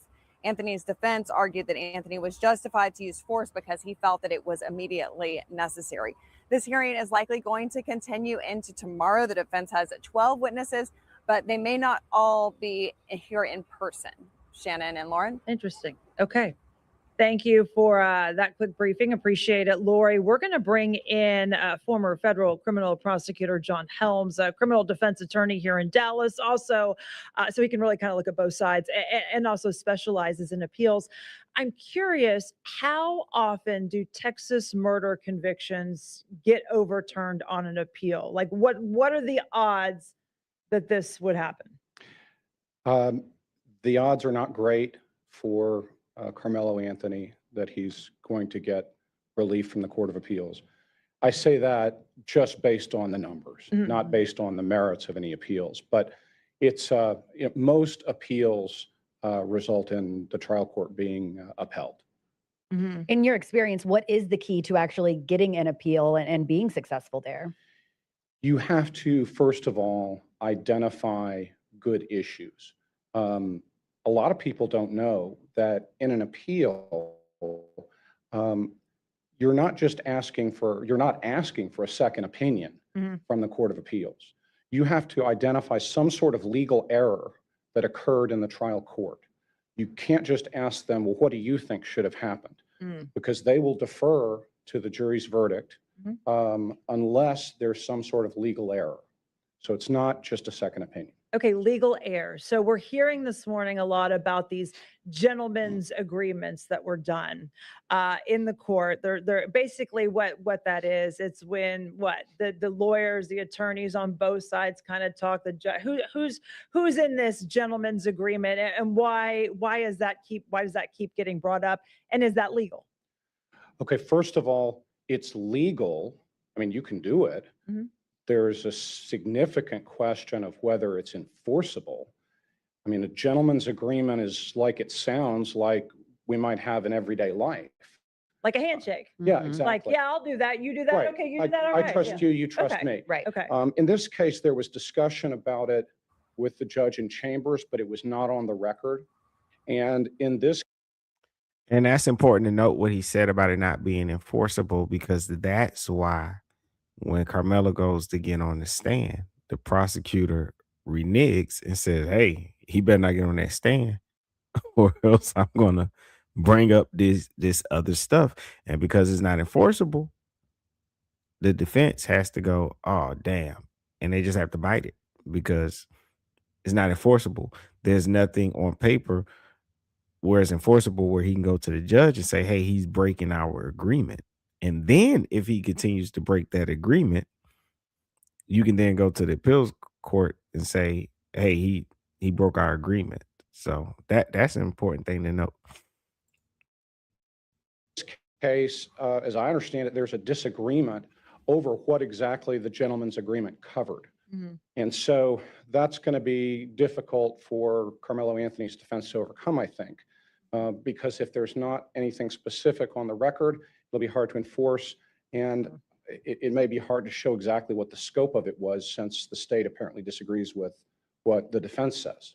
You know, there was a hearing yesterday focused on the judge in this case because the defense team, Carmelo Anthony's team, did not want the same judge overseeing, you know, these hearings and a possible appeal. So Judge John Roach ultimately was recused. They're brought in a different judge, Judge Michael Chitty, who has 20 years experience in Kaufman County and came out of retirement for the case. Were you surprised to see this yesterday and that they did dismiss the judge? I wasn't all that surprised. I mean, look, recusal motions usually fail. So just odds were that this was not going to succeed. But I read the motion to recuse, and I read the transcript of the interview that Judge Roach did. And I think it was the right decision, because the argument is there are these post-trial motions after the verdict in the case, where you're asking a judge to grant a new trial. As lawyers, we know that rarely happens. But at the same time, you do have the right to a judge who will look at it fairly and impartially. So, Shout out Kiwi says, was Austin actively trying to assault Carmelo at the time of the stabbing? The witnesses say that he shoved him. And in Texas law, they have stand your ground. You can claim self-defense, but the force that you use must be equal to. And so what their argument is that he didn't have a right to use deadly force because of a push. And you had a lot of people arguing the size difference between Carmelo and Austin Metcalf. You had also a lot of people arguing that Carmelo was outnumbered. But the problem is, when Austin Metcalf shoved, pushed him in the shoulder, he immediately stabbed him. He didn't wait to get punched. He didn't wait to get stumped out. He didn't wait to get jumped or anything. So it's like he had no proof that he was getting jumped or anything. And even when Carmelo Anthony was being arrested, his words were, I told him not to touch me.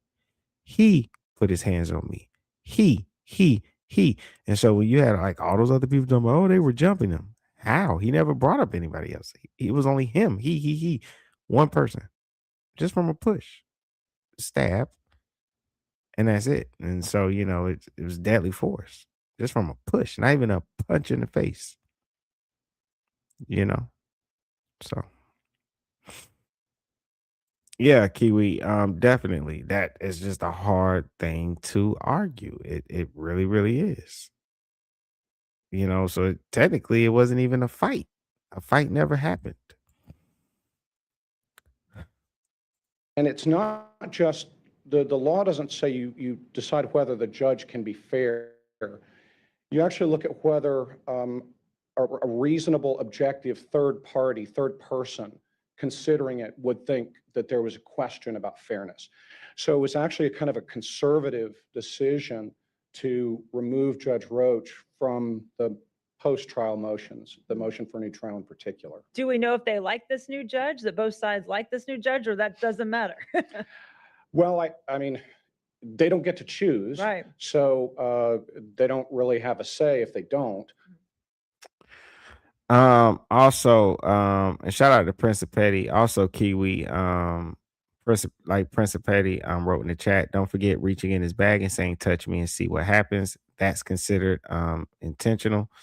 Also and it can be included in, provocation. So while saying something doesn't give a person a right to hit you, it can also take away your claim of self-defense, saying like, well, you provoked the person, meaning you like people were saying Carmelo was saying things like I'll beat you up, saying certain things like that, or when he says touch me and see what happens, right? And then you have Austin Metcalf saying, I'm not going to fight you, bro. You're looking at, they can look at Carmelo's statements and say, well, he was clearly being aggressive before he's ever touched. And so then to come back after that and say, oh, well, self-defense, ain't. It's like, huh? You know, huh? It's just a hard argument. And that's why, like, when we was growing up, like, if you old school, they say we don't do no talking. You don't say anything. What you say can and will be used against you. You're doing too much talking and you just stab somebody because what, they shoved you in the shoulder? If the boy was going to beat you up, he's not just going to shove you in the shoulder. It would have been a shove in the shoulder, a swing, something like that would have been reported. No, it's just like, hey, man, get out of here, bro. And, and a shove in the shoulder. And I think that's a ridiculous reason because it's something that's in my mind.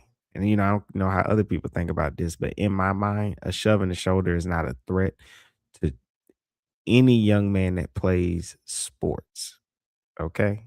We get hit, we get shoved, we get slammed, all kind of stuff, They're both athletes. So a shove in the shoulder is like come on, that's silly.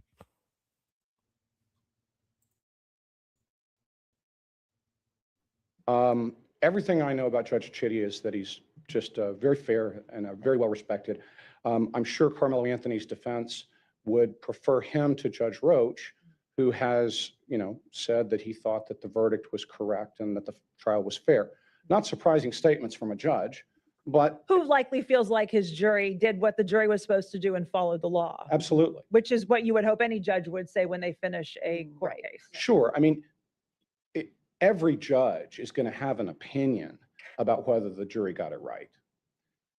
Every judge is going to have an opinion about whether they made an error, and probably they'll think that they didn't.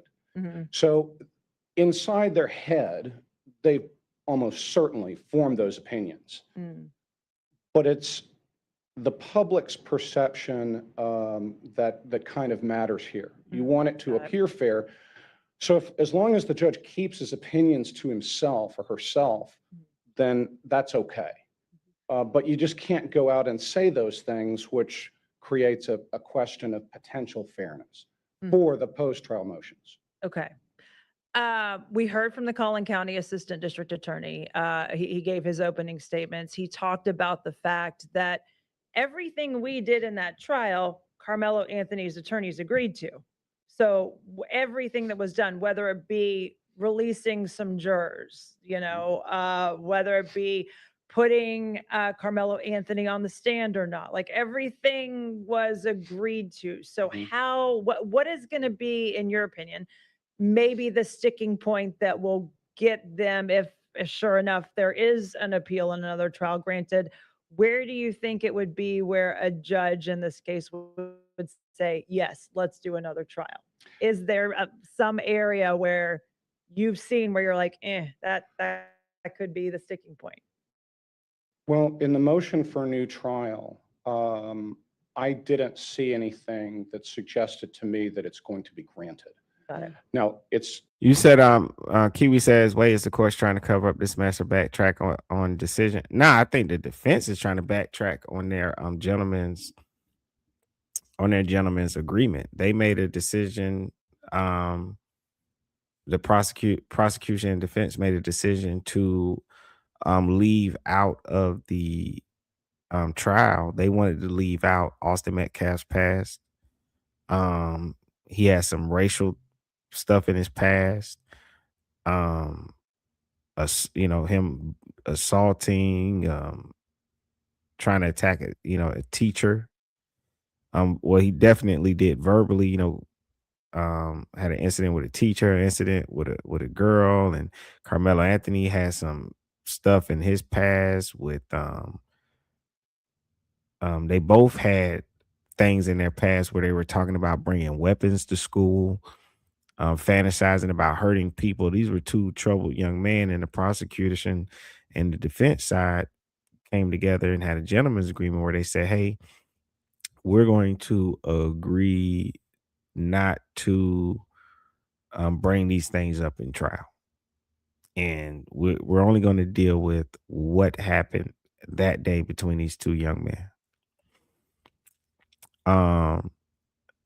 Now, there comes a point in time, especially if you're going to claim self-defense, where they're going to ask you, are you going to get up on the stand? In self-defense cases, a lot of people get on that stand because when you claim self-defense, the jury wants to hear from you. They want to get to know you. The defense is what's his last name? Howard, Karmelo Anthony's lawyer, said that that when it came time for that, the prosecutor was saying that he was going to, in cross-examination, basically flake on the gentleman's agreement and bring up Karmelo's history, which Karmelo's girlfriend is saying that before the stabbing, she went to a school official and reported that Karmelo was stalking her or having stalker-like behaviors, wouldn't allow her to break up with him, text messages and things of that nature. And knowing that Karmelo would be cross-examined and those things would come out, Karmelo didn't take the stand. And so, the defense is bringing these things up, but it doesn't make Karmelo look good. And my thing is this: you can't punish Austin Metcalf. He's passed away. He's the victim. He's the person that is dead. And I don't know if those things would have helped Karmelo in trial or not. It could have helped him if you have a jury that doesn't look at him as like an innocent victim. You know what I mean? But then it could have hurt him because you have other juries that if you badmouth or talk bad about a person that's died, they don't look on you favorably. And it could have got Karmelo Anthony even more time had his defense team used that in trial. Because it could have showed, we don't see where you have any remorse. You coming in here talking crap about somebody that died, so it could have went either way. Honestly, I think them not bringing up the past in the trial made it, to me, more fair and more clear because people didn't have to consider their past. They could have dealt with that day and what's right and what's wrong in that day, regardless of their past. Because think about it like this. Let's say we didn't know that Karmelo stabbed Austin Metcalf. Would we want them to use his past as a look? He had to have stabbed Austin Metcalf. Look at his past. He has a troubled past. that means he's a killer. So for me personally, I think it was right to not include their past. Because of your past does not mean you deserve to die. Because of your past does not mean you are a murderer. So I'm glad they didn't use it and they stuck to what happened that day. Was it legal or illegal? Was it right or wrong? Kiwi said, what's the conclusion of the new trial likely to be? Well, no, there's not going to be a new trial. They already denied it. We're just going over everything that has happened so far today, but they already denied it. They made the decision today. So today they made a decision to deny his appeal for a new trial. It's going to be different when they raise these issues in the Court of Appeals. Again, I think these issues are probably going to be tough issues for the defense to win on appeal. But in general, when you're appealing, you have to have made some sort of an objection in the trial court to let the judge know that this is a potential issue so that the judge has a chance to rule on it. Okay. So if something was agreed, then it's extremely unlikely that Karmelo Anthony's defense would be able to win on an issue that was agreed to. And that's another thing. And people had been talking about it too. Like he said, objection. His lawyer didn't object to things. And if you don't object to something in trial, you cannot take it to appeals and use it because you didn't object. So that means you agreed to it. And anything that he agreed to behind closed doors. So your lawyer cannot agree to all these things. Then in trial, no objections. Nothing at all. So he went to appeal for what? He went there with no ammo. The only thing they did was go to appeals and embarrass these two young men and their families. That's all. I mean, this appeal, it was oh my God, it was embarrassing. There is a very, very narrow exception where it's obvious to anyone. You right, Prince. They denied it fast as hell. Like when it comes to this situation, Texas wasn't playing. The court case, like the trial was fast as hell. They've been working. Is it normal for them to work on the weekends? They be working on the weekends to get this stuff over and done with. One, that this would be an error, but I'm pretty sure there's not going to be anything like that. Yeah. If What?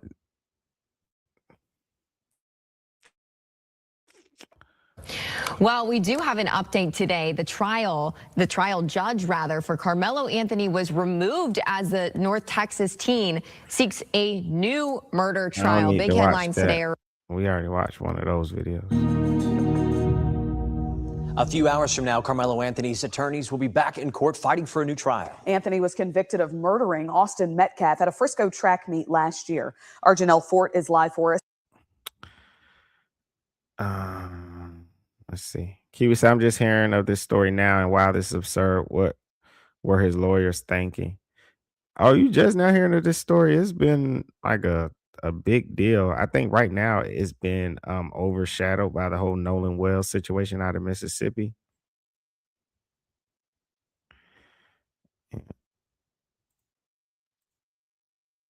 Prince says, oh, that's why I was telling Love Works, don't be stupid in Texas. They're not playing games with people. Yeah, they're not. I see what Love Works was saying though. Like, I'm not gonna, I see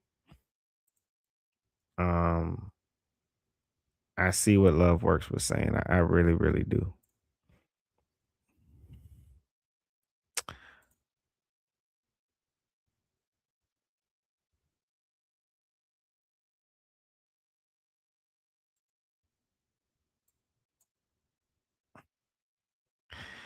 All right. Hopefully I can play this. I was gonna play a little bit of his parents. Hopefully Willie D don't get mad. Shout out to Willie D. I had to be careful because his parents be going on platforms that sometimes don't want you to use their content. Like they went on the Breakfast Club. I was like, oh my God. We just wrapped up the first day for the motion for a new trial. So how do you think it went? This after the first day. Yeah. Everything we've noticed, a lot of things about the boys that wasn't sent out to the public. You agree? Mm-hmm. Based on what was told, the narrative, it hurt us, man. It just made us. It's right now. I'm still. It was so much at that time. Yeah. It was a lot. Mm-hmm. It's a lot. Yeah. Oh my bad, it glitched. Made us. It's right now. I'm still. It was so much at that time. Yeah. It was a lot. Mm-hmm. It's a lot. Yeah. Damn, the dude had a penchant for fighting, for violence. Yes. Very, very. Never violent. put out there. Yeah, like smacking on his friends or so-called friends, smacking on wordings he was using, choking his own mama. Yeah, that threw me off. I mean, your mama. I said, man, you got to be different. Threatening to slap his dad and he don't do nothing. And, this kid right here. Prince, he said no shout out to Willie D. Picks any fake or random news and report on it. He's the most pro-black with lies I've ever seen. He is extremely pro-black. I mean, he really is exhausting sometimes, man. His take on things. Kiwi says, what's the Karmelo supporters reaction to the trial? Denial that. Oh, I might have saved it, man. I saved a bunch of videos. It's kind of crazy them sitting here acting like they so shocked about the things with Austin Metcalf, and it's like, are they forgetting that this is trial day 1. So this is before the prosecutor released the information on Karmelo Anthony, but they're acting so shocked as if they didn't know all this stuff. They knew all this stuff. They have no room to judge anybody or any other kid because Karmelo Anthony had his own issues too. So I don't know why they're acting so shocked. They're still keeping their front up. Yeah, like he was a real problem. When I heard all of that stuff, I'm talking about a treasure trove of incidents captured on his phone. It ain't like this is not third-hand knowledge. This is him recording himself in most cases or passing along text messages. Yes, and it was very shocking. Like I said, right now, it's so much to take in because it's like, man, what? Yeah. I mean, somebody to do that and how that picture was painted, like it was the perfect angel. I'm just still, like I said, I'm going to shock this to mama. Yeah. And you took your mama. Yeah. Kayla, how hard was it to hear them in there talking, the prosecutor, Worski, speaking publicly about your son, saying things that you know that are not true? It was very hard. It was very hard. Yeah. It was very hard. Yeah. So, and as a father, I saw your reaction many, many times. You know, and it was like you wanted to say something. How hard was it not to say something? Man, it's hard, man. God is real. That's what I can tell you, man. It was hard. Yeah. All right, I don't want Willie D to flag me, man. So I'm gonna move on. Prince says they know it all. That's why I'm not surprised Willie D is talking to him. He finds things to talk about and makes it racial. He do, man. I don't know what is up with his Karmelo Anthony's parents. They're like still lying. We're gonna start. And I'm like, y'all both painted y'all kids to be angels. You know, y'all talked about him, Karmelo being a hero and saving a life. Like, y'all all did the same thing. Y'all played with the American public is what y'all did. All of you participated in that.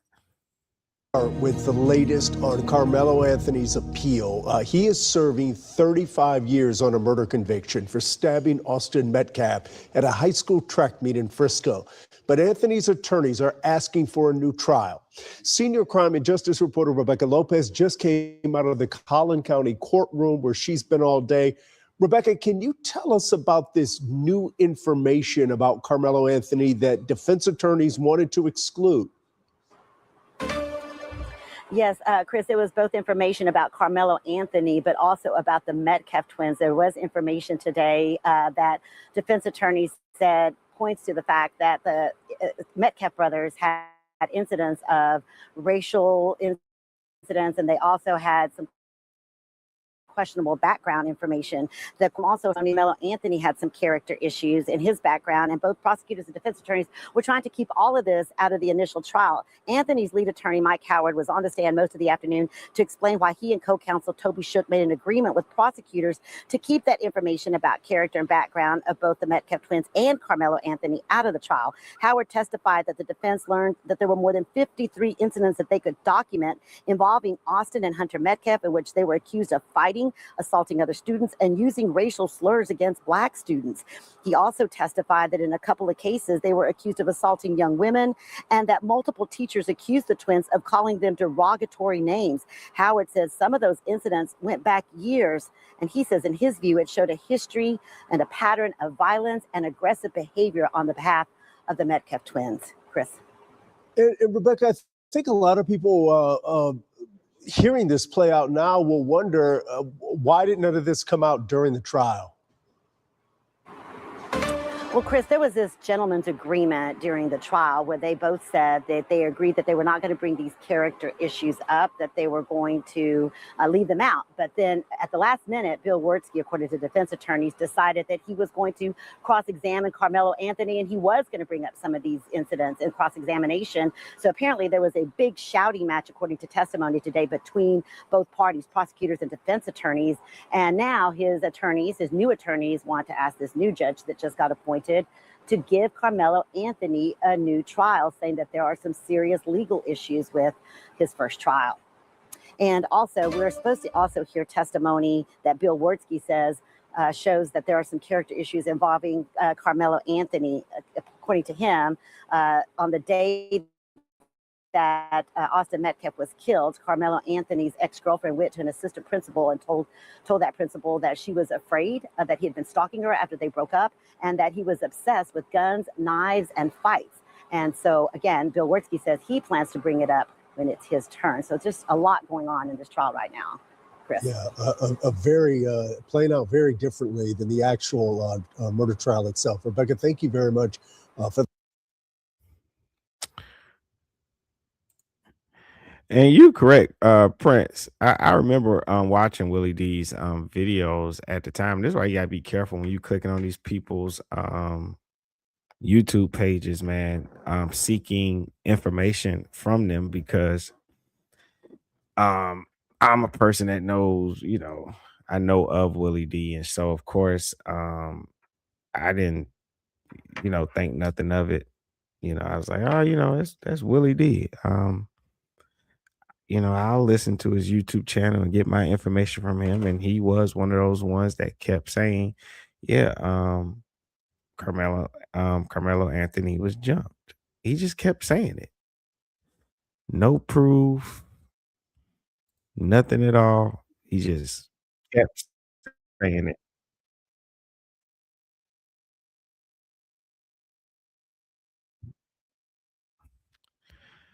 All right. And like you said, Prince, when that video dropped, dead silence. Silence. Streaming special we have here. It was like Martin, who remember the Martin show? He's like, with the dojo dude, was like, silence. Silence. Here on WFA on the Karmelo Anthony appeal. Judge is hearing now for the first time the motion for a new trial in June. A jury convicted Karmelo Anthony. He was sentenced by a jury, 35 years in prison. We have a lot to talk about here. My name is Jobin Paniker. I'm a reporter at WFAA. I've been covering Collin County. We have Keith Harris here, longtime defense attorney, Rebecca Lopez, crime and justice reporter. I know there's a lot to talk about, and a lot of it happened in the last 3 to 4 hours, but there has to be some semblance of structure. Yes. So we'll start with the opening arguments. Mm-hmm. In that opening arguments, we saw two different methods from both attorneys, Bill Wurtsky for the state and Russell Wilson. Russell Wilson, very Oh my God. Hold on. I'm trying to find a shorter video because I don't want to go through 30 minutes.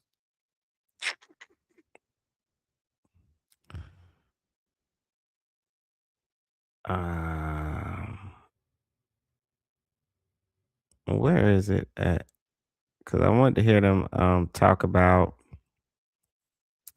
Oh, Prince, I got a video of your favorite guy, man.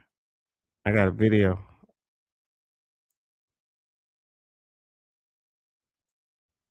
I got a video of your favorite guy up here, man.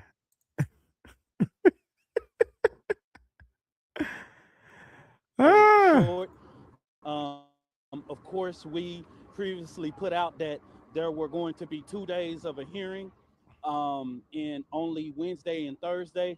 Of course, we are going to have a third day of hearings. The attorneys believe that it will be commenced tomorrow, but of course, you know, there was a number of alternative events that happened today that is going to make this hearing. Yeah, of course. That's him, the baby beater. The baby beater. And that's not even allegedly, that's not even making it up. He was convicted of beating his girlfriend's child. Baby, to be exact. So that ain't even something I'm being funny making up. He actually did that. And even much longer. I hope that everyone continue to join on Friday. It is very important that you be here to continue to stand stand up and stand for the truth of Karmelo Anthony.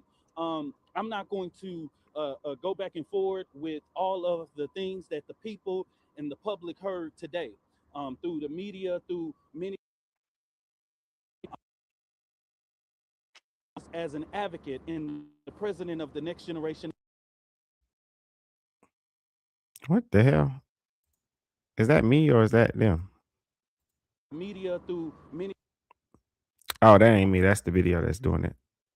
As an advocate and the president of the Next Generation Action Network, I've had to hold in for over a year. I've had to look at people say my name and say different things while at the same time protecting the case at hand. And my first responsibility was always to Karmelo Sincere Anthony. From the beginning of this case, I said that this case could not be won in a court of public opinion, but inside of a courtroom. And I stayed committed towards making sure that the facts were displayed in the courtroom. Many of us could have held the press conference a year ago, 2 years, a year and a half ago, and said many of. He's not even a lawyer, so I don't even know why he said he stayed committed to making sure the facts were presented. What is he talking about? He presented what? Right, Prince. He can't be taken seriously by anyone with a brain. He's a convicted criminal and child beater. Next Generation Action Network. While he beats the literal next generation. That's wild work. Exactly. And he loves to name drop his organization like in every video. It shows you why he's there. He's only there to attach himself to this trial. It's a big trial, and it looks good for him to be the spokesperson for the family. He's not a lawyer for the family. He's a spokesperson for the family. And I don't even know if they're still asking him to show up and speak for them, or if he just shows up and people know who he is, and they just put a camera on him. Those things. But that wasn't going to help Karmelo Anthony. It had to be played out in the courtroom. I have beside me attorney Sean Daria, and all of, I want to just shout out to this amazing legal team. The work that they are doing is amazing. The coalition of attorneys. I can't speak for them. I don't want to indulge into the criminal case too far. But what I want people to know is follow the facts. It's been displayed. Everything that was said in court today. You know what? And he is the worst kind of spokesman to have. He really, really is. And he thinks that he can kind of make himself look like Martin Luther King and talk like him, and we'll just believe what comes out of his mouth. I don't know if he realizes we don't believe him. We don't trust him. In the facts against Austin and Hunter, It's not some alleged. It's factual. It was submitted to court. It was there during the beginning of the trial. It was accepted by Judge Roach as a factual document. The evidence. There are a number of documents supporting all of that, videos, all of those things. We knew that before June. I cannot speak to the fact of why it wasn't displayed in that trial. At the end of the day, the only person that can speak to that is Mike Howard and Toby Shook, right? And at the end of the day, I'm not going to justify the actions. I'm just going to say that the Next Generation Action Network and Hey, but you know what? That makes sense. If anybody remembers when they did the press conference where the father showed up and they removed the father from the press conference, remember um this guy right here, Alexander, um he um he made some very subliminal comments towards the father where he said there's some things I could say, but I'm not going to say them, when he got upset with the father. So they all knew about this and just kept up this whole facade on both sides. Both parties did it. these coalition of attorneys stay committed towards making sure that the facts are here regarding this case. You heard it displayed today.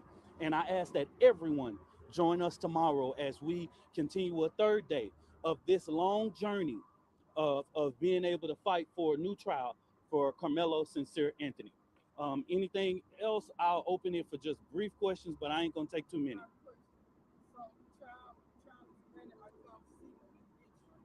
Can't answer that. I can't speak for attorneys' legal matters. Any other questions?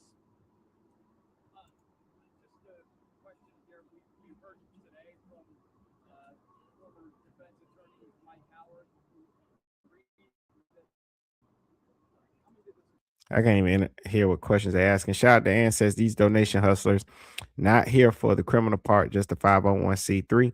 Everybody working together to distract the masses all the time. I agree with that. Definitely.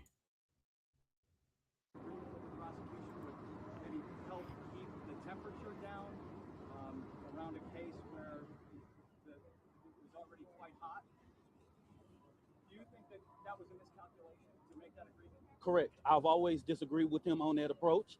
At the end of the day, you cannot, it's crazy how, and I say this respectfully, but I really don't care what no one think of it. Telling black folks to turn the temperature down when we're getting discriminated against is just problematic. And it shows that we have not gotten anywhere when it comes to race relations in this country. We deal with this type of racism and yet bigotry that continue to be displayed in America, right? And so telling us to let's pipe the temperature down when we're only responding to it. It's kind of this term that has been created, right? I don't know. Oh my God. I had glitch. Basically, the reporter asked him if he agreed with the decision to not divulge the past of Austin Metcalf and Karmelo Anthony, to turn the temperature down on the case. It really was pointless because it didn't turn the temperature down at all. People were still outside the courtroom fighting, calling each other names. Some people, a few, getting arrested. So it didn't really work. Down when we're only responding to it. It's this term of race baiting that has been created, right? I don't know about the race, but I feel like the bait, right? And so the reality is what we saw in the evidence today was years worth of racism and bigotry, right? And that's displayed and it speaks for itself. And I don't want to characterize on it, but in regards to their approach to the case, I did not agree with it. Anything? Damaging information came to light about the Metcalf brothers, but also about Karmelo Anthony. Could that have hurt his case if they did not make the agreement and that had come to light? I don't want to respond to that in regards to because that goes dive into the case.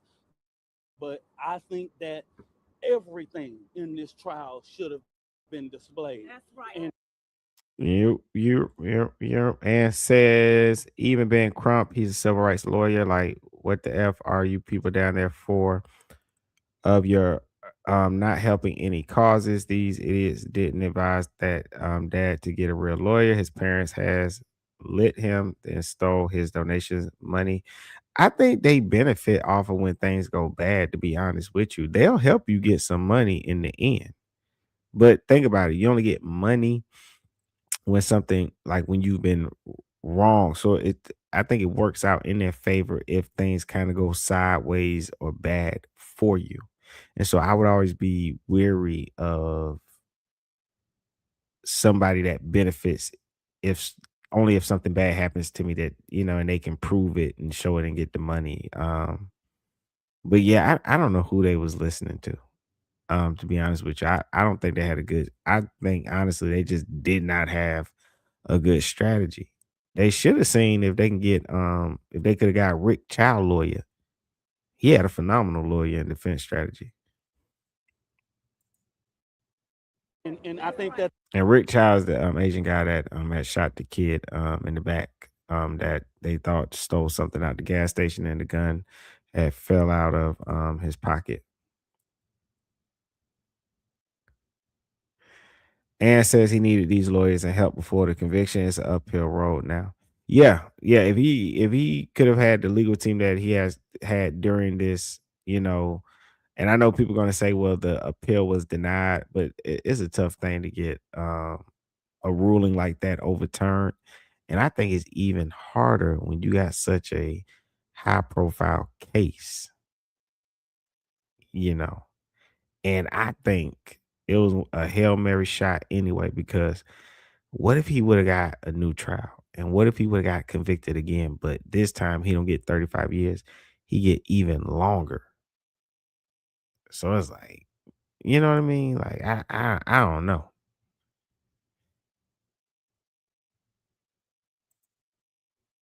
Yeah, Prince. Yeah, he had an amazing lawyer. And here's another thing that I think about, and I want to look it up and see. Well, I kind of typed it in the AI, but who knows if AI gives you the right answer. But I had typed in the AI. I said, if Carmelo Anthony loses his appeal, but given all the information that has been exposed in his appeal, remember in his 35-year sentence, people were upset because he gets to appeal. It's either after 8 or 10 years. He goes up. I mean, he gets to for parole. He can go up for parole in 8 or 10 years. One of those, right? And people were upset because they was like, how the hell he get a chance to get out after such little time? People were upset about that. What and I asked I said, could that be used against him? So now, because of this appeal, all this new information has been introduced that remember when they made that gentleman's agreement, it was off the record. So it wasn't on paper, it's not included in the documents. But now that they've done this appeal and the prosecution side and the defense side have decided to have a food fight, so to speak, and throw dirt on each other, now that's in the paperwork. So now when he goes up for parole or tries to get early release, they're now looking at all this paperwork that now includes all of these other facts. What the girlfriend say, stalking the girlfriend. He want to stab somebody, lick the blood off the knife. Oh, I'm on the verge. I want to, you see what I'm saying? So it's like, I was like, this is crazy. I don't know if this was the right approach. Really don't. And says, yep, because judges are fast to they're not fast to overturn another judge rulings. That's very true. They even like that. Remember, you got people that they prove with facts that they're innocent, and they take time to even they take a long time to release innocent people. And says, I think 17. Oh, you think it's maybe after 17 years he can go up for parole? It might be that. It might be. Ann says, when you say new information, do you mean the evidence, or is it just more evidence to support something that was already introduced? I'm talking about them introducing in the things about Carmelo where his girlfriend says that hours before he stabbed Austin Metcalf, she went to a vice principal or some school official and reported that Carmelo was stalking her and not allowing her to break up with him. And so I was wondering, if you're introducing all these other things from his past, now it's on paper because they had the appeal. I wonder, will it affect him when he goes before a parole board? I'm worried about that now. Like, damn, is that going to affect him?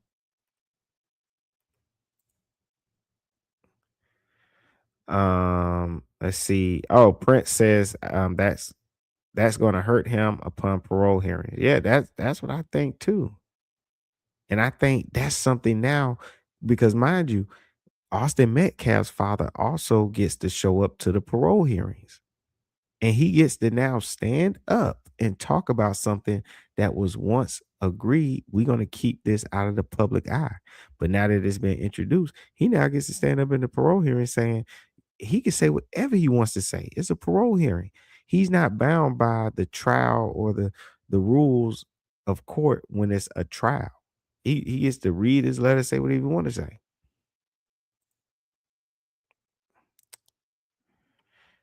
Yeah. Shout out Ann says, yeah, I didn't hear about his girlfriend evidence. Yeah, that's something nobody knew, but it just recently all this stuff came out because of this appeal hearing. That the jury was owed everything to come to the facts, right? And I want to say this real quick because, and I don't speak for the attorneys of this, there was a characterization of 75 pages, right? I've been able to see those things.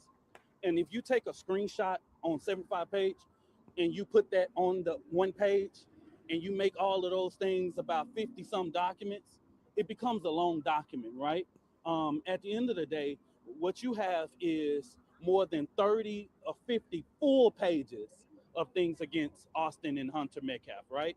And I ask that when everything comes to light, that people really know the facts about what this case is. Thank y'all, man. I'm going to end it right here. Thank y'all. Yes, sir. Yes, sir. You heard that? Say his name. Karmelo. What's his name? Karmelo. Say his name. Karmelo. What's his name? Karmelo. What do we want? Justice. When do we want it? Now. Say his name. Karmelo. What's his name? Karmelo. What do we want? Justice. When do we want it? Now. When do we want it? Now. When do we want it? Now. We don't get it. Shut it down. We don't get it. Shut it down. We don't get it. Shut it down. If we don't get it, shut it down. Say his name. Karmelo. What's his name? Karmelo. What do we want? Justice. When do we want it? Now. When do we want it? Now. When do we need it? Now. When do we need it? Now.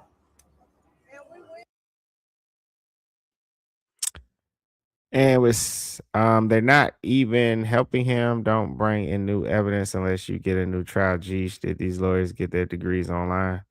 I think most of the people that was helping Carmelo Anthony went to one of those diploma mills where they just, you pay and they just pretend like you went to class and they just give you a diploma.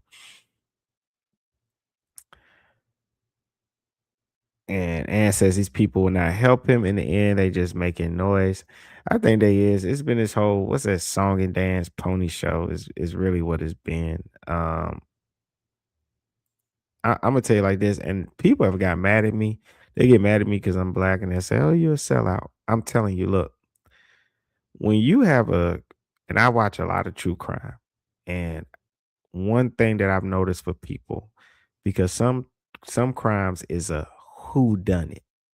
They don't know who did it. They got to prove it was you.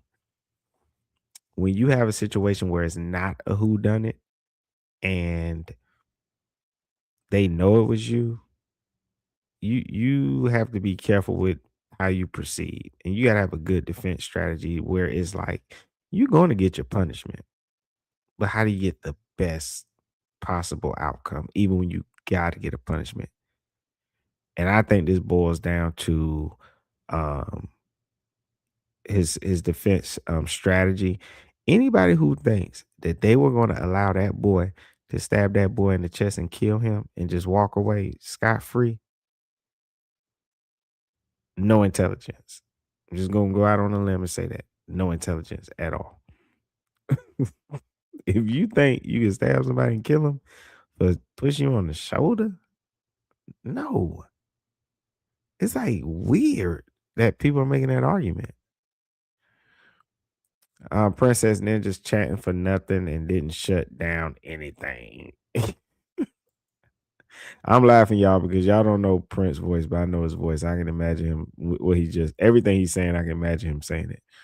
And says like the BLM, we not sellouts. We don't agree with scammers. Exactly, agreed. And I don't believe I should have to lie because of the color of my skin. I'm really against that. Shout out to Ann says wasn't never going to happen. It wasn't. Like it wasn't even like like they know it was never going to happen. Like it wasn't like a fist fight. Nothing happened. Literally. Even when people say, well, he was trying to kick him out the tent. You can't stab nobody for kicking you out the tent. You can't stab somebody. I mean, you can do it, but you're gonna get in trouble. You know what I mean? You can't stab somebody for kicking out the tent or for pushing you on the shoulder. Like, come on. And says if a black kid stabs another black kid, then the stabber is going to jail. Yes, they are. And I know some people wanted to make the argument too. What if it was a black kid stabbing another black kid? He would have went to jail. Would it? But see, here's the thing. Those black activists wouldn't have highlighted that case. That's the only difference. We just wouldn't have heard about it. But that kid would have went to jail.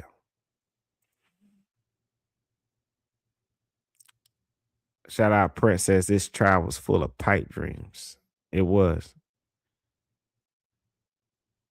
But you know, the people, Prince, the people that stand out here, like even the people's chanting, you have people that lie to them. Like when we was bringing up the whole Willie D thing, they kept saying he was jumped. They, even though when he was arrested, he never mentioned that he was jumped. He's never said he was jumped. Shout out Ann says the very fact this happened on school grounds was another big issue because all the parents can push the fact that they don't feel safe with their kids now.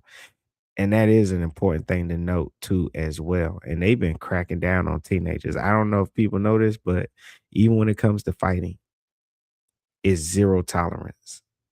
I don't care if you get jumped. And I know someone at school got jumped, fought back. Guess what? They got suspended as well. It is zero tolerance. That's another big thing. You had somebody stabbed at a school event for a push in the shoulder. Ain't no way in hell they was gonna send that boy home.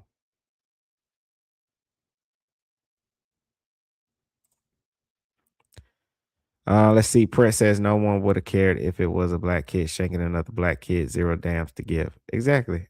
That's they wouldn't have picked that one up. They're only trying to push a certain agenda. That's all it is.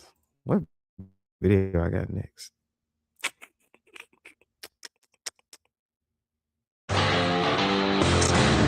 The case of Karmelo.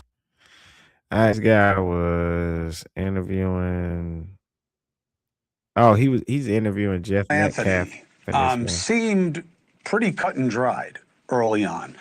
I mean, of course, there was this overlay of race because he was black and the kids were white. But once you got into it seemed to be a pretty straight line analysis of a kid who decided to stab someone that he was in a disagreement with to death. The person he was disagreeing with was Austin Metcalf. And you'll remember the jury didn't have a single black person on it. And that was an issue, but the judge had dealt with it and said this case has nothing to do with race, so why would the race comply to the law? That is true under the law. You'd have to find that you were intentionally keeping people of a certain race off for a certain reason, and that didn't seem to be here. Now, As another lie they told, they tried to say, well, it was an all-white jury, and it wasn't an all-white jury. It just didn't. The black teachers were kicked off because they were teachers. Prince says, I said that on TikTok. I had people making videos on me. I welcome the stupidity. Prove me right every time. I seen you, Prince, man. I seen you arguing with people on TikTok too. Oh man. Ann says the only thing that I care about is did it really deserve 35 years? Because that is a rather steep sentence for a first time offend. I do think 35 years was steep. And I thought about that when it happened because I've seen adults that have murdered each other. And I've seen some of them get 15, 20 years, 25.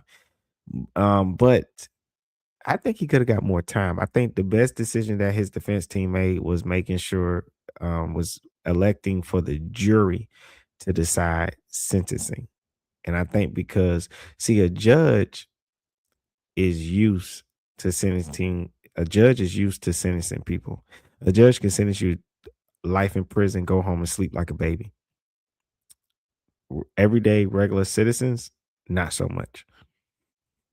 And I think that because people have to remember the jury has to live there. And so I think when they looked at the options, do we sentence him to life? Do we sentence him to 15, 20 years? The community is going to be. So I think they just kind of landed in the middle, to be honest with you.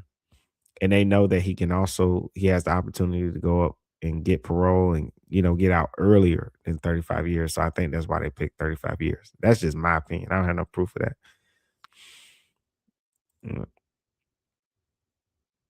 Yeah. though, that judge is extrajudicial ugly stuff. Let me get to the interview part. Being put on trial. Of his I wanted to dad. talk to his father about it, and Jeff Metcalf agreed and joined to come on to discuss it. Jeff, thank you for taking the time and the opportunity. Thank you, Chris. Glad to be here with you tonight. So, you know everything I know and more. What do you make of the developments? Hold on, I gotta get some water. I'll be right back. Hold on. That we saw today. I mean, it's another procedural trial hearing, just like yesterday for the judge. Today is for, talk about the retrial, if they're going to grant that or not. Yeah, information did come out. I'll be honest, as a father, I was disappointed, very disappointed in seeing those things. But at the end of the day, it's really about the facts of the case, because I have to relive this all over again. And no matter what the outcome of this is, my son's never coming home. So I understand, and I think you've been incredibly strong in how you have stood up and what you've talked about and what you've said. And when you say it was disappointing, are you disappointed in what you heard, or are you disappointed that you heard it at all and that it's part of this situation? Just disappointed as a father. I mean, we all want our children to be, the best they can be, and obviously we all fall short. But to see that information that I had never actually seen before, but I knew at some of the incidents we had dealt with it at home. But I'm just saying, I'm just very disappointed in what I saw from my sons, and it still doesn't change the facts of the case. And that's what. And this foundation, because I'll be honest, when I left today, I was very angry when I left court. Well, one of the things I'm teaching with this foundation is impulse control, and de-escalation, and to regulate your emotions. Well, it took me 15 minutes today driving home to get my emotions in check.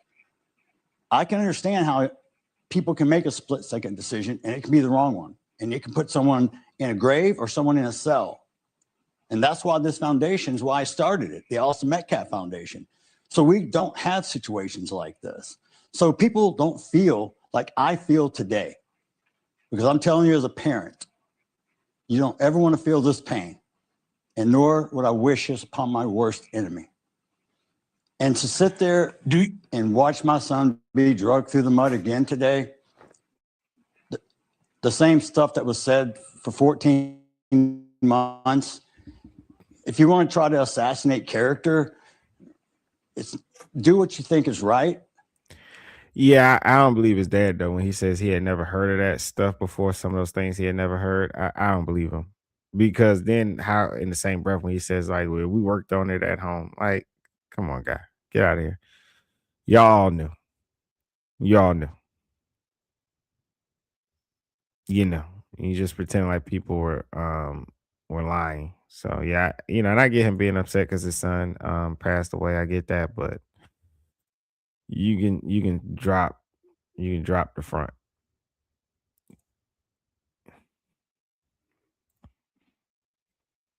But at the end of the day, the facts are very simple. He stabbed an unarmed child to death.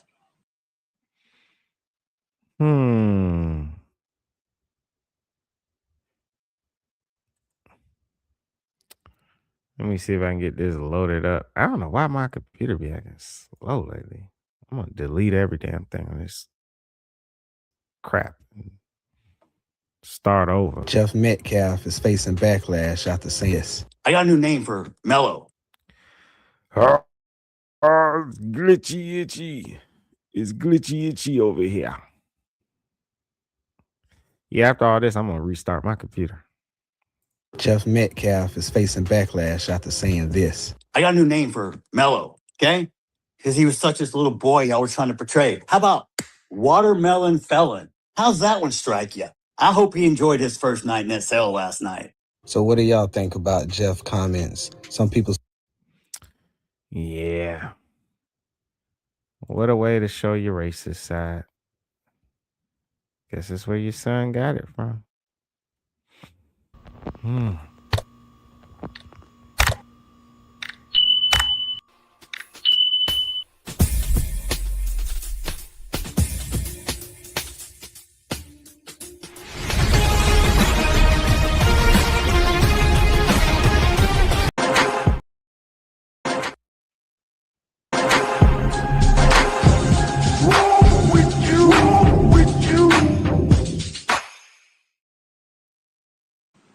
And that's it. End of story. You can make up whatever color, whatever happened. Whatever happened 4, 5, 6 years ago had nothing to do with what happened that day underneath that tent. Jeff, what do you think of the prospect of a new trial? To be honest, it's I'll say the same thing as I said yesterday. It's 50-50. It's either going to be granted or denied. I'm fine with either one. Let's see. Yeah, Prince. I laughed when I saw it. I ain't gonna lie. I wasn't upset or nothing. Let me not front. I thought it was funny. But I thought it was telling though at the same time. I laugh at a lot of stuff. Shout out Robbie says, you don't know what's in that man's heart. He lost his son. I agree. And Robbie, when he said what he said, I chucked it up to he's just upset. Sometimes people say mean things when they get upset. I didn't condemn him for saying that. And his dad is correct though. In the same breath, my opinion is basically on the fact of we tried to portray these two young men as like these upstanding, they never did no wrong, and all of this, and the race stuff came into it, and everything. And I think everybody's kind of finding out that the prosecutor and the defense got together and duped us all. To be honest with you. And I think people choose to, and here's my problem with it. We could focus on people just coming together and learning how to make better decisions, but we just rather lie about everything. These are two young men that needed help. Neither one of them, obviously, judging from their past, knew how to handle conflict very well. And to me, that's what it's really about. And I think we choose to lie, push the whole race thing, and who does that help? It doesn't help anybody at all. And I think this case was mishandled. Um, these, yeah, I don't like any of this. I wish the world was just more honest to be. That's just really my opinion on all of this. So I don't put a whole lot of thought process into that. I'm really putting a lot of thought process because this whole week. Oh, and I want to add this point though too, that if the past doesn't change anything, then why was it hidden? That's the only thing I would add to that.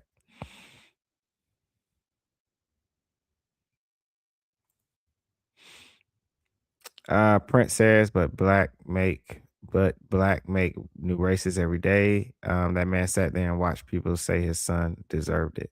Yeah, you're right. You're right about that. Yeah, and I was with you because you pointed that out when the case first started happening, and I agree with you. I couldn't deny that because I was like thinking to myself, I said, if he wasn't a racist before, he's a racist now for sure.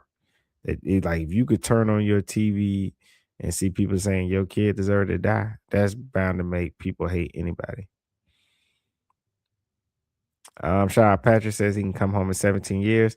I don't know, Patrick. After this hearing and all the information they released about these kids, I mean, the only one in prison is Karmelo. I don't know if he goes up for parole in 17 years and they look at this evidence and choose to release him now that they've decided to tell all this business. Yeah, Patrick, I seen that one where it's saying Karmelo beat his girlfriend. Let's see. Ann says, right, his brother gets my side eye. I think the brother gets a side eye from everybody, honestly, because it was like, why didn't he get up on that stand? You know?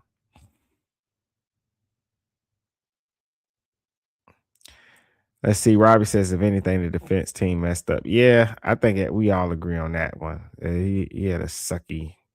His defense was the worst ever. I'm telling you. I'm telling you, man. Week has kind of put me on hold and not being able to work with my foundation. My foundation is my purpose, my mission. This is what's going to save lives. This is what's going to keep this from happening again. I just want to touch other people's lives and change the world one person at a time. If I can save one life, I'm a success. But if I can't, I'm a failure.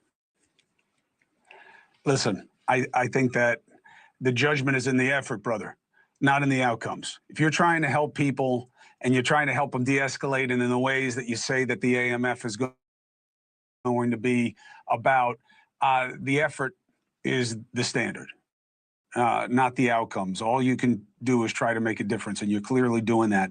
Here's something I wanted to ask you, get your take on this. Look, the information about your son, true or untrue, I get why you don't need to hear it in this setting and you don't want to hear it as a parent. I get you. I'm one as well. But the stuff about Karmelo Anthony and what he said to his girlfriend about wanting to stab somebody and the imagery, the fact that they made a deal to not have that come in, rarely is the victim's character relevant. But the defendant's character is always relevant. And I just thought that was a bizarre deal to make. What do you think about that? Well, I mean, I wasn't privy. I didn't know it went down. I thought he was going to testify. I don't know. To not have that come in, rarely about the effort is the standard, not the outcomes. All you can do is try to make a difference, and you're clearly doing that. Here's something I wanted to ask you, get your take on this.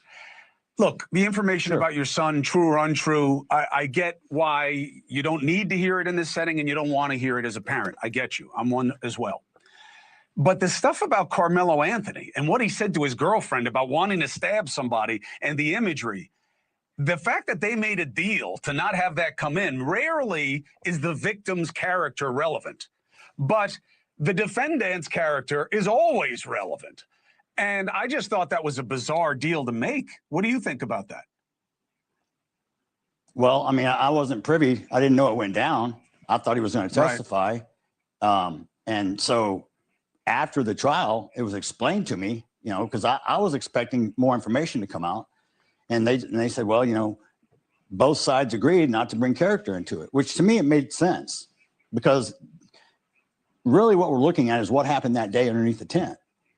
What they did 4 or 5 years ago, I don't think it has relevance as far as what's happening today, because I'll ask everybody out there. I'm 61 now. I am not the same person when I was 18 or 19. I don't know anyone who doesn't grow and learn and create mistakes. Of course. Mistakes are always made, but we try to minimize the damage. Because I told my sons this: you're free to make any choice you want in life, but you're not free from the consequences. Yep. Now, Amen. I forgave You are right. Carmelo.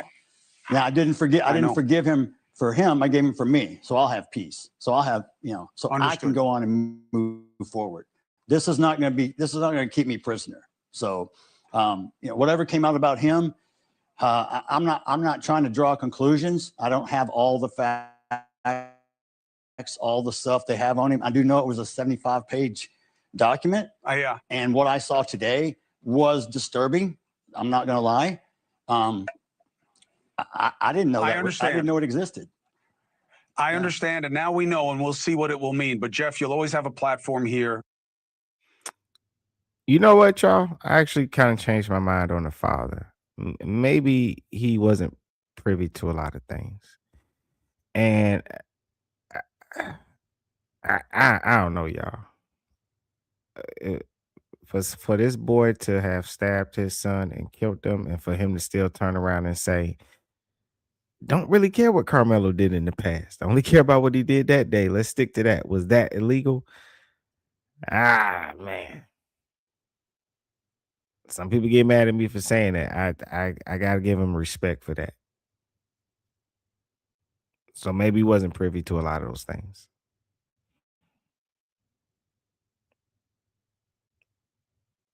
Because in a way, he's kind of absolving Carmelo's past, saying, well, let's just deal with what those boys did that day. Maybe they did some crazy shit in the past. Whatever. Has nothing to do with that day. Let's see. Ann says, was Carmelo suspended already behind that knife? I heard this, but wasn't sure. I had heard that too. I looked it up, and the sources I saw said he wasn't suspended that day, because some people saying he wasn't supposed to be at a school event. They was trying to say that 1 minute they said it about Carmelo, and then 1 minute they were saying that about Austin Metcalf or the brother or something like that. But none of them were suspended that day. Because you had people saying it about you had people saying that about both sides.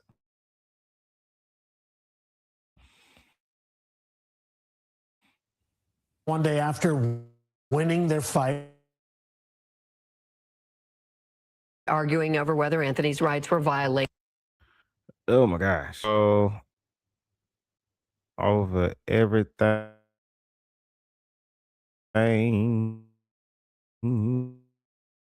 Everything.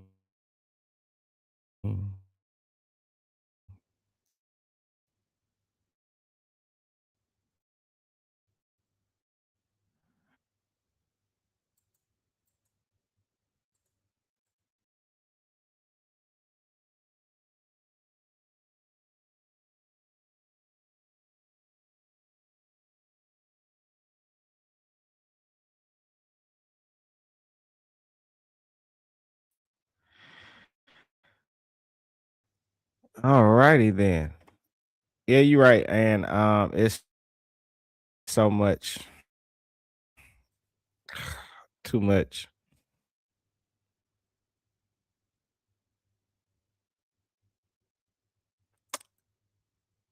Yeah, man, it's so much misinformation that clouded everything. You know what's weird about that? The people that have claimed that Carmelo Anthony didn't get a fair trial, they're part of the reason he didn't get a fair trial. Um, when people spread so much misinformation, getting involved, I mean, they were doxing people's addresses, giving out their phone numbers. Um, Somebody even swatted um Austin Metcalf's dad, you know, and his son is the one that died. You know what I mean? So it was to the point where they were like, and shout out to you too, and appreciate you. And you know, it got to the point where they're like, we can't even have this trial here. We might need to move um to another location. You know, that's how bad it got. You know, so the people that are sit here and say, "Oh, well, we don't have a fair trial," eh, when people put themselves in the middle of a trial and spread misinformation, you make it to where it's hard to have a fair trial. It's you make it to where it's hard to find a juror that's going to be impartial. When people do that, they're not helping anything when they do those things. So the people that saying it wasn't a fair trial, they're upset about something that happened in the trial, is their fault. Yeah. So Ann said, wasn't there a white reporter lady she had to sue? Ah, I'm not sure. I'm not sure. But speaking of reporters, you even had people that were reporting or getting like information like in the trial that was threatened and stuff like that. That's going on right now with the Nolan Wells case. You got a lot of even reporters being threatened, and even in the Nolan Wells case, one of the judges was threatened. One of the boys' moms is a judge, and she was threatened. So yeah, these cases get crazy. Let's see, Princess Jeff Metcalf was swatted like 3 times. Oh wow, yeah, I didn't know it was 3 times. Yeah, I didn't even know that. Me, I'm more so in the middle. I'm always in the middle of everything. I'm a sucker for like trying to make everybody get along. Let's see. Uh,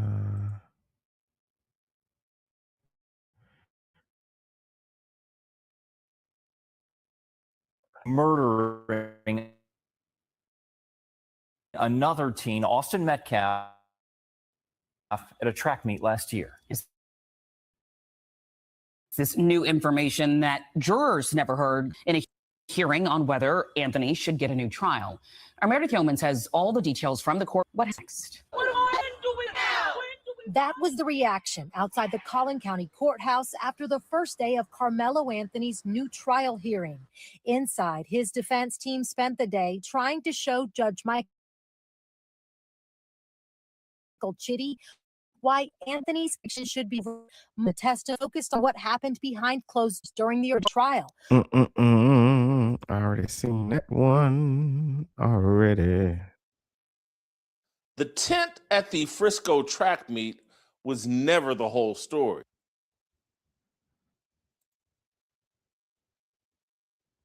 Jason Whitlock be cracking me up, saying certain things that I think is a talent. New details that were withheld during Carmelo Anthony's murder trial are now coming out. Hello, everybody. I'm Heather Hayes. I'm Steve Eagers, 9 o'clock. Anthony is seeking a new trial for the 2025 stabbing death of Austin Metcalf. Anthony's attorneys argue the trial judge violated his rights by holding off-the-record conferences. And today, a chunk of the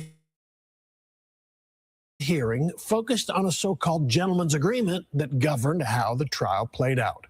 Fox 4's Amelia Jones has the latest on today's hearing. Amelia. Heather, Steve, a lot to digest in court today. We've only heard from 2 out of the 12 witnesses defense attorney Russell Wilson plans to call. Today's testimony focused on allegations of a shadow docket, off-the-record proceedings, and a disputed gentleman's agreement between the prosecution and defense. Evidence the jury never heard during Karmelo Anthony's murder trial was revealed in court Thursday as his new defense team argues for a new trial.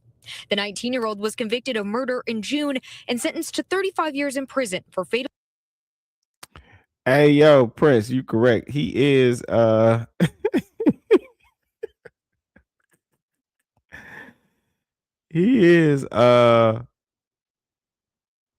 he is man. He's definitely on the other side, man. Yo, he be saying some, they call me diabolical, but he be saying some diabolical crap, man. I wanna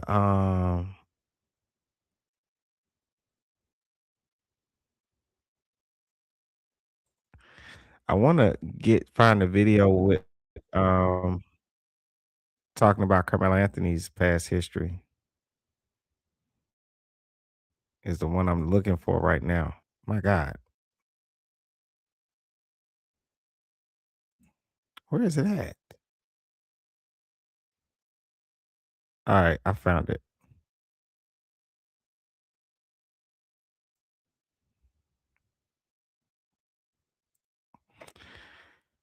All right. I'm gonna play this.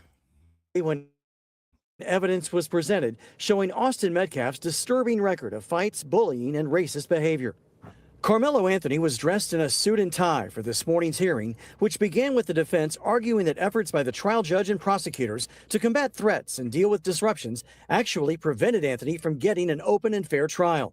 But bombshell testimony came this afternoon from Anthony's trial attorney, Mike Howard, about Austin Metcalf's background report that was never presented to the jury.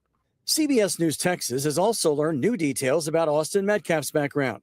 Metcalf and his brother Hunter were once caught spray painting graffiti, including KKK Kill All Blacks and Heil Hitler, along with the N-word, and were sentenced to 12 months of juvenile probation. Records reveal they reportedly told authorities, "We did some dumb stuff. We did some vandalism."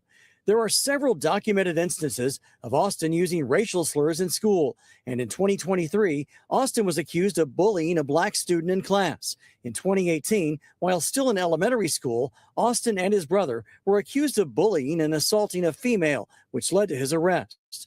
During an argument in 2024 with another female student, Austin allegedly knocked her to the ground and punched her in the stomach. He was also kicked out of a football game and texted someone later, "I was about to beat the expletive out of those kids."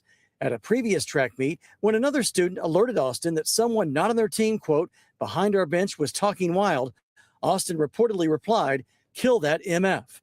During the 2023-2024 school year, he received in-school suspension twice. School disciplinary records from April 2022 to May 2024 reveal that Austin reportedly called a teacher the B word and used profanity. He told a school official that he couldn't control it and wasn't aware that it was coming out of his mouth.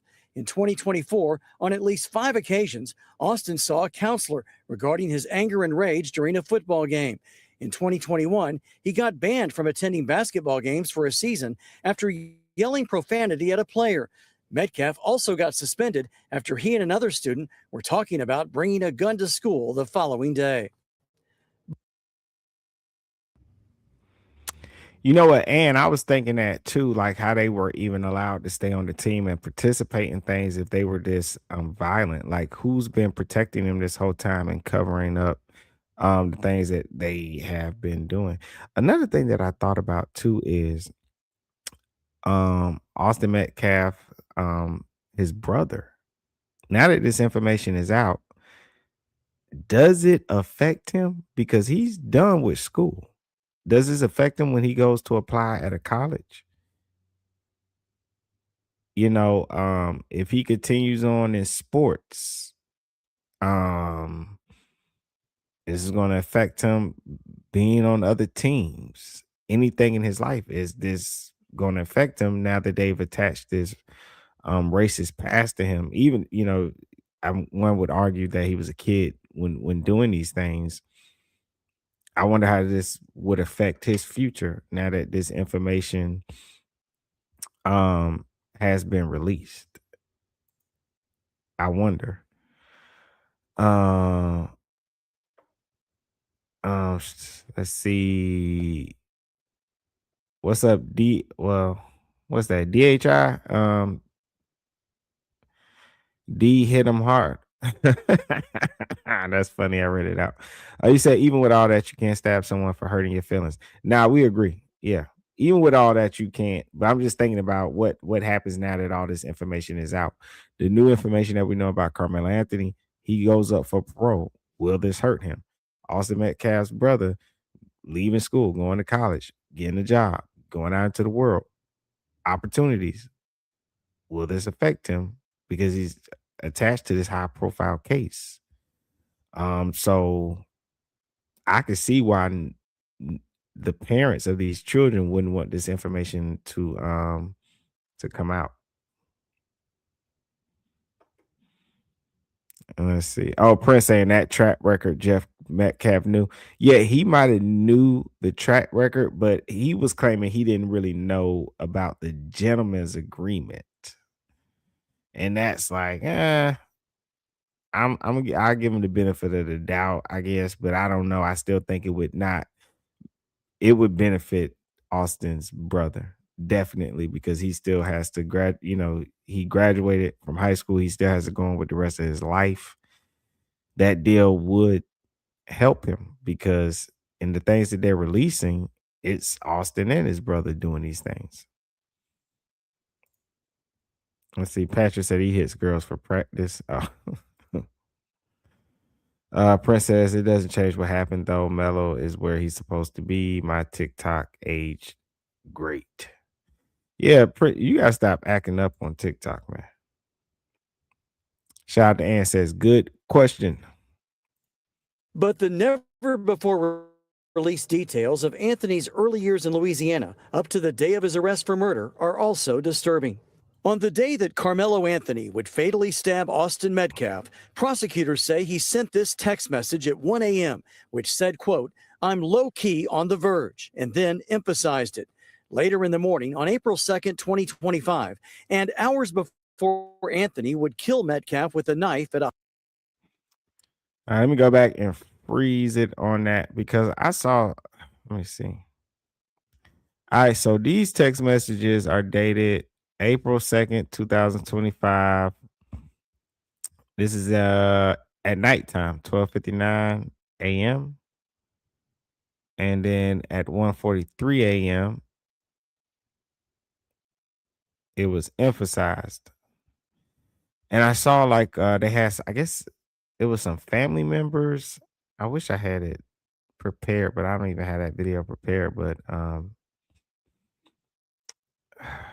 it was some family members or somebody on there saying that a lot of the text messages they presented from Karmelo Anthony was from like years and years and years ago. But we can see right here, they're saying these text messages come from 2025. I don't know if they meant all the text messages came from years and years ago, or the people that was talking didn't know what they were talking about, or if they were only talking about the text message where he said, "I want to stab somebody," and lick the blood off the knife. But these text messages ain't from years and years and years ago.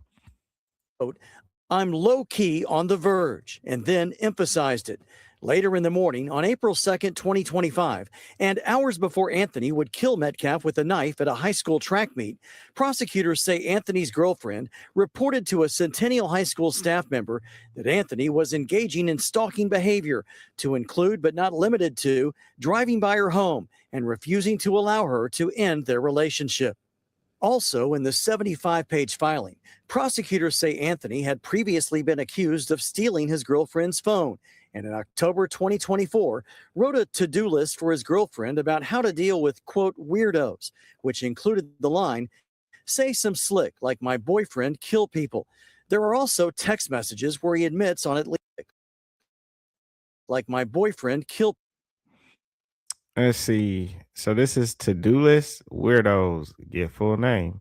Get license plate number. Give my number. and at the end say some slick like my boyfriend killed people and curse them out about how much of a weirdo they are. Think about how.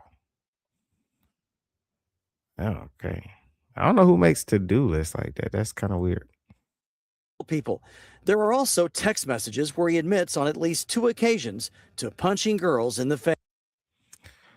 All right, so now this one is from November the 17th. This is in 2021. So what 5 years ago?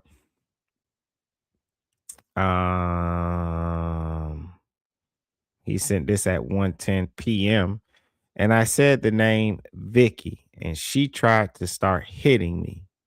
And I was running till she pulled my hair and she started hitting me. So I punched her in the face.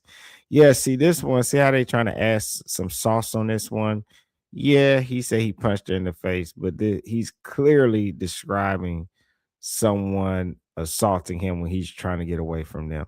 So this boy was, I don't know, y'all. He might have had some trauma, like he was getting bullied and beat up by a girl in this one. So I don't know.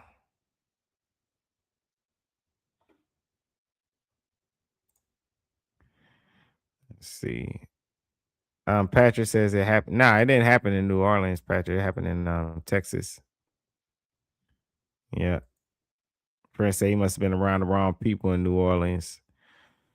Prince says we don't talk about licking blood off blades out here. Yeah. Ann said it sounded like he was planning on hurting somebody to make a statement of sort. That's kind of what it seemed like. It'd be people like that, they be waiting for the opportunity to hurt somebody. But yeah, in this text message in 2021, he definitely was getting beat up by a girl when he said that.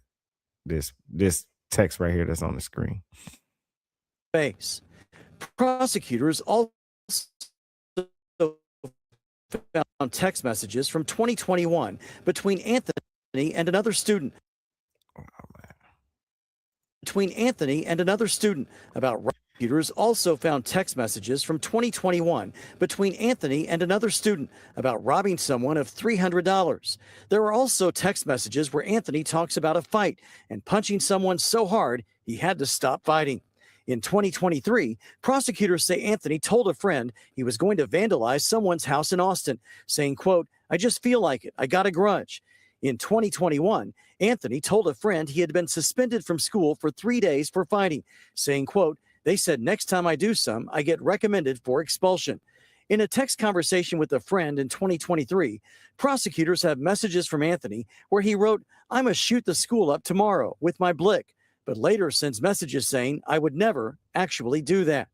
In a 2024 text thread, prosecutors say Anthony admitted to carrying a firearm, telling a friend before a party that he would have the gun in my pocket. There are other message threads where Anthony also mentions carrying a gun. After numerous suspensions for fighting while attending school in Louisiana. And this is all serious stuff too. You're talking about an underage kid, with that has a gun in their possession. This stuff is not even funny at all, man. You have schools getting shut down because you have these kids calling in threats saying that they're gonna do these things at a school and they got to shut schools down and do investigations and find these kids and stuff, man. That's troubling to see a kid with a gun, posting it, making jokes, saying he's gonna come up to the school and use that gun.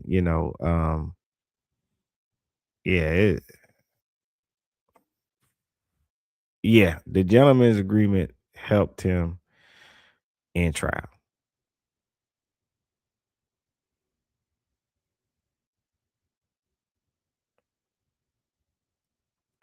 Prince said, "My question is, who sat and read all that ish between years?" I don't know. I don't know. They might have known to look for it because that girlfriend or some friend of his, somebody told on him and they wouldn't look, because that's a lot of scrolling to go back to.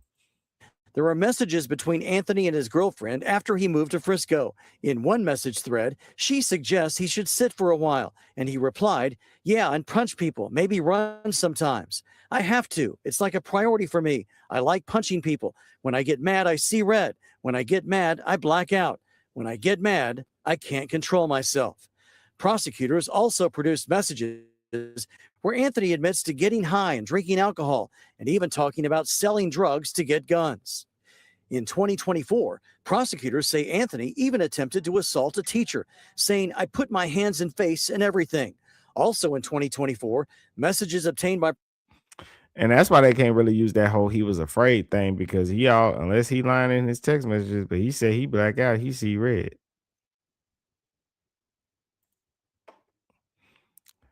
Prince says, but look, it's kids like him that have us as parents afraid of something happening to our kids at school, being picked on like a girl. Exactly. Yeah. That he's that kid. It's like he was a terror. Like, prosecutors suggest Anthony tried to bring a weapon into the State Fair of Texas, asking a friend if the State Fair got metal detectors. When he was told yes, his friend responded, "You got the poker?" "Yeah, I might have to toss it," replied Anthony. Prosecutors say Anthony admitted to stealing a watch and earbuds in separate burglaries in Collin County, and also to bringing a weapon onto a Frisco school campus, saying this about his girlfriend: "She went in my bag to get my computer, and I said no, and she still went in it and grabbed it, and my gun and my knife and some other stuff fell out." There are numerous unreleased photos and videos of Anthony holding firearms and making threats, and authorities found a note on Anthony's phone with a long list of that boy had an AK, what was that, an AK-47 or something?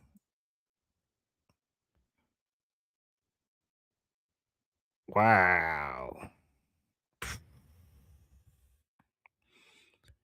And they thought it was a good idea to do an appeal and let all this information come out.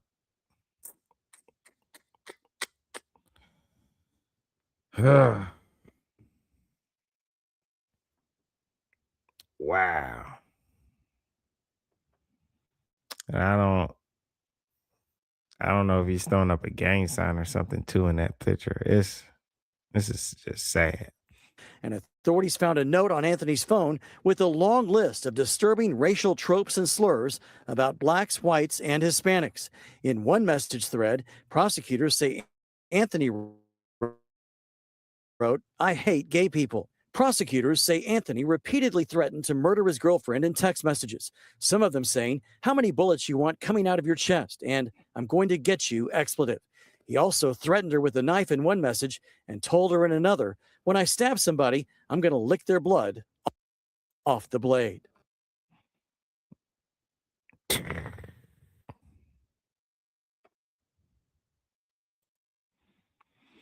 Prince says, and Mello Pops and mine was making him out to be St. John the Baptist. They love that story where they say he saved somebody's life. We got Stanley says these kids are our future. Stanley, I hope not. I really, really hope not. Oh my God. This is crazy. Prosecutors and defense attorneys were able to develop these character reports from a combination of school records, police reports, and cell phone extractions. The hearing is expected to end sometime tomorrow. It will resume at 9 a.m.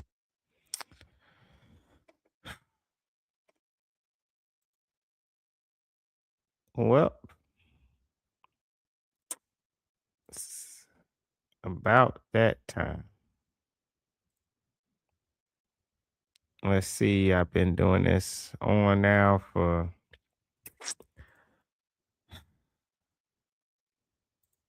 3 hours.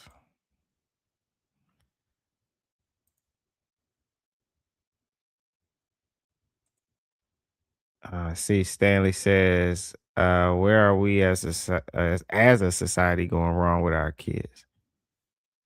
I don't know. I don't think it's us as a society, you know, I think us as a society have to deal with the parents that are not paying attention to their kids. You know, when I see a young man that's posting pictures with a gun and an AK, it tells me that somebody is not watching them,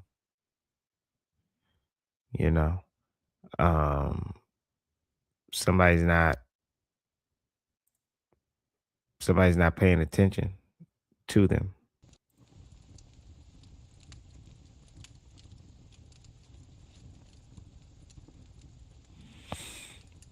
That's what it tells me. And right, Prince, that hating the LGBTQ text was random. It was they had to throw it in there. But apparently not only so it seems like Austin Metcalf and Carmelo Anthony was saying some racist things in their message. You know, so hey, two troubled kids. Um it truly is sad, man. I never want to see someone get hurt or lose their life, especially over something silly like a tent at a track meet that neither one of your parents spent their money on. Sad. Just senseless violence is what it was.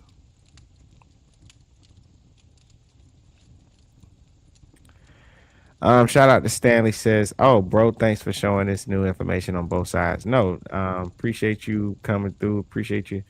I just kind of went over everything, and you really didn't. You know, I don't know if you just got in here, but you didn't really miss anything at all. I just was like, let me sit down and watch everything that's transpired over these past what's been like 3-4 days. The hearing.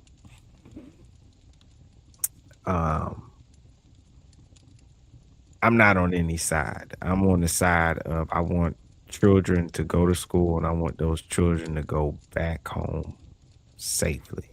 That's the only side I'm on, where everybody goes home safely.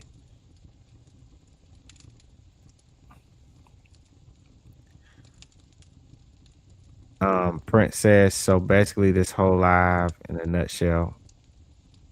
What you saying? Austin wasn't ish. We know Melo ain't ish, and he's where he should be.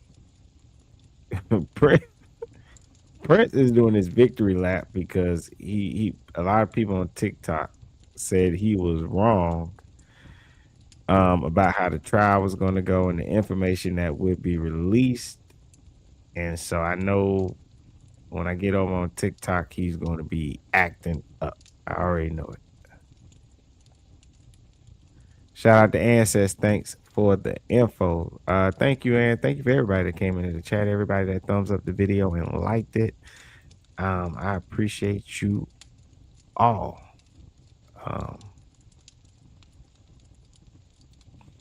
Ann says, essentially, yep, in a nutshell, yep, yeah, that's what it was. These were two troubled young men that the powers that be, the government, they try to use these two boys to make people fight, is what I think it was. That's what it was.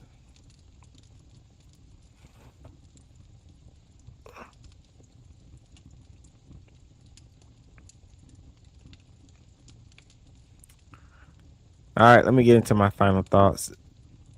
Justice or technicality. Okay, so as we have watched the final stages of the motions, the hearings unfold until the weekend this Saturday, where we find out that there will be no new trial. Not right now, at least. Now, I heard there's other motions that they're probably going to go through, but as it stands right now, the 35-year sentence isn't going anywhere. So this case has forced us to look at a deeply uncomfortable reality of the American justice system. On one side of the courtroom sits the family of Austin Metcalf. To them, a jury of 12 citizens looked at the evidence, saw a tragic stabbing, and delivered a legal verdict. They argue that no matter what text messages or school records existed in the past, nothing justifies a knife piercing a teenager's heart over a sports tent. For them, retrial is a painful reopening of a wound that hasn't even begun to heal. But on the other side sits Karmelo Anthony and a community that believes the system failed a young man. If a trial is supposed to be a search for the total truth, how can a true verdict be reached when both sides hide the real context of who these boys were? And then you have those of us that would say, does the past matter? Was it fair? Was it unfair? Does it seem fair? Because we did just only focus on that day, regardless of who they were in their past. A judge, when a judge validates a verdict on television before the appellate process even begins, does the integrity of the courtroom survive? If Judge Chitty would have granted the defense's motion for a new trial, the 35-year conviction would have been wiped off the books. The state of Texas would have had to start from absolute zero. That's a selection of a new jury and all 75 pages of Anthony's dossier, alongside Metcalf's troubled school records. It would have all been laid out for the world to see.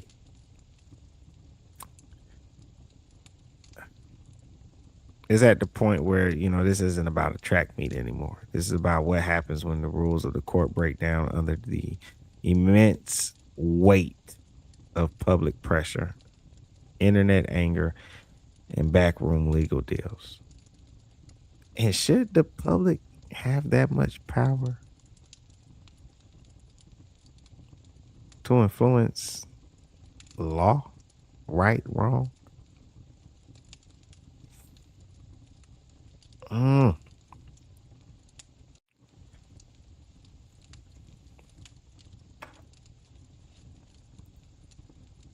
Shout out to Prince that says facts, and shout out to Ann that says sounds like politics.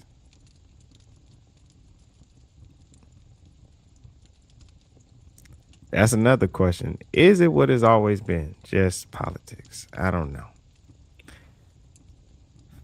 I want to say that I appreciate you all. I'm about to get off. It's been 3 hours. I really, really do appreciate you all. And I really do got love for everyone. Really do. I'm a person that really, I like other people's opinions. Is how I grow as a person. I would hate to only see the world as I see it. I kind of want to see what other people see, point things out to me. I can learn new things from you. Maybe you learn new things from me.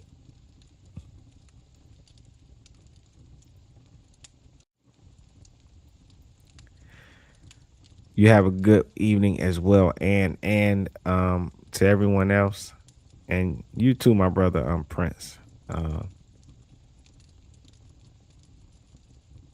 Let me know what you think down in the comments. Did the original jury get it right?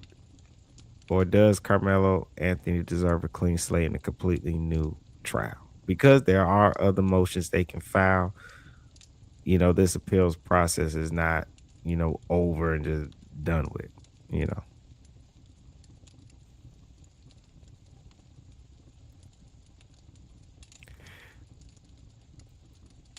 I appreciate that, bro. I appreciate that. I hope y'all enjoying my fireplace too, man, with the crackling sound. It's soothing, man. That's what I do now at nighttime. I do the fireplace sound. Some people like the nature noises. I don't know why, but I love the fireplace sound. And I discovered it because normally you do it. Everybody does it like at Christmas time. And I was like, why I gotta wait till Christmas? I do this all year round, All right. So also don't forget to hit that subscribe button, turn on notifications, and share this video. This is Risky Behavior ENT. And I am signing off. And Press says, yeah, I was peeping out the firewood, bro. I'm telling you, hey man, this is my new thing, man. I'm gonna use it in some more videos. Watch. Anywho, man, this is Risky Behavior ENT. I am your humble host, Mr. Diabolical. Signing off. I want you all to make sure you stay safe out there. Appreciate you all, and I'm gonna see you next time. Risky behavior.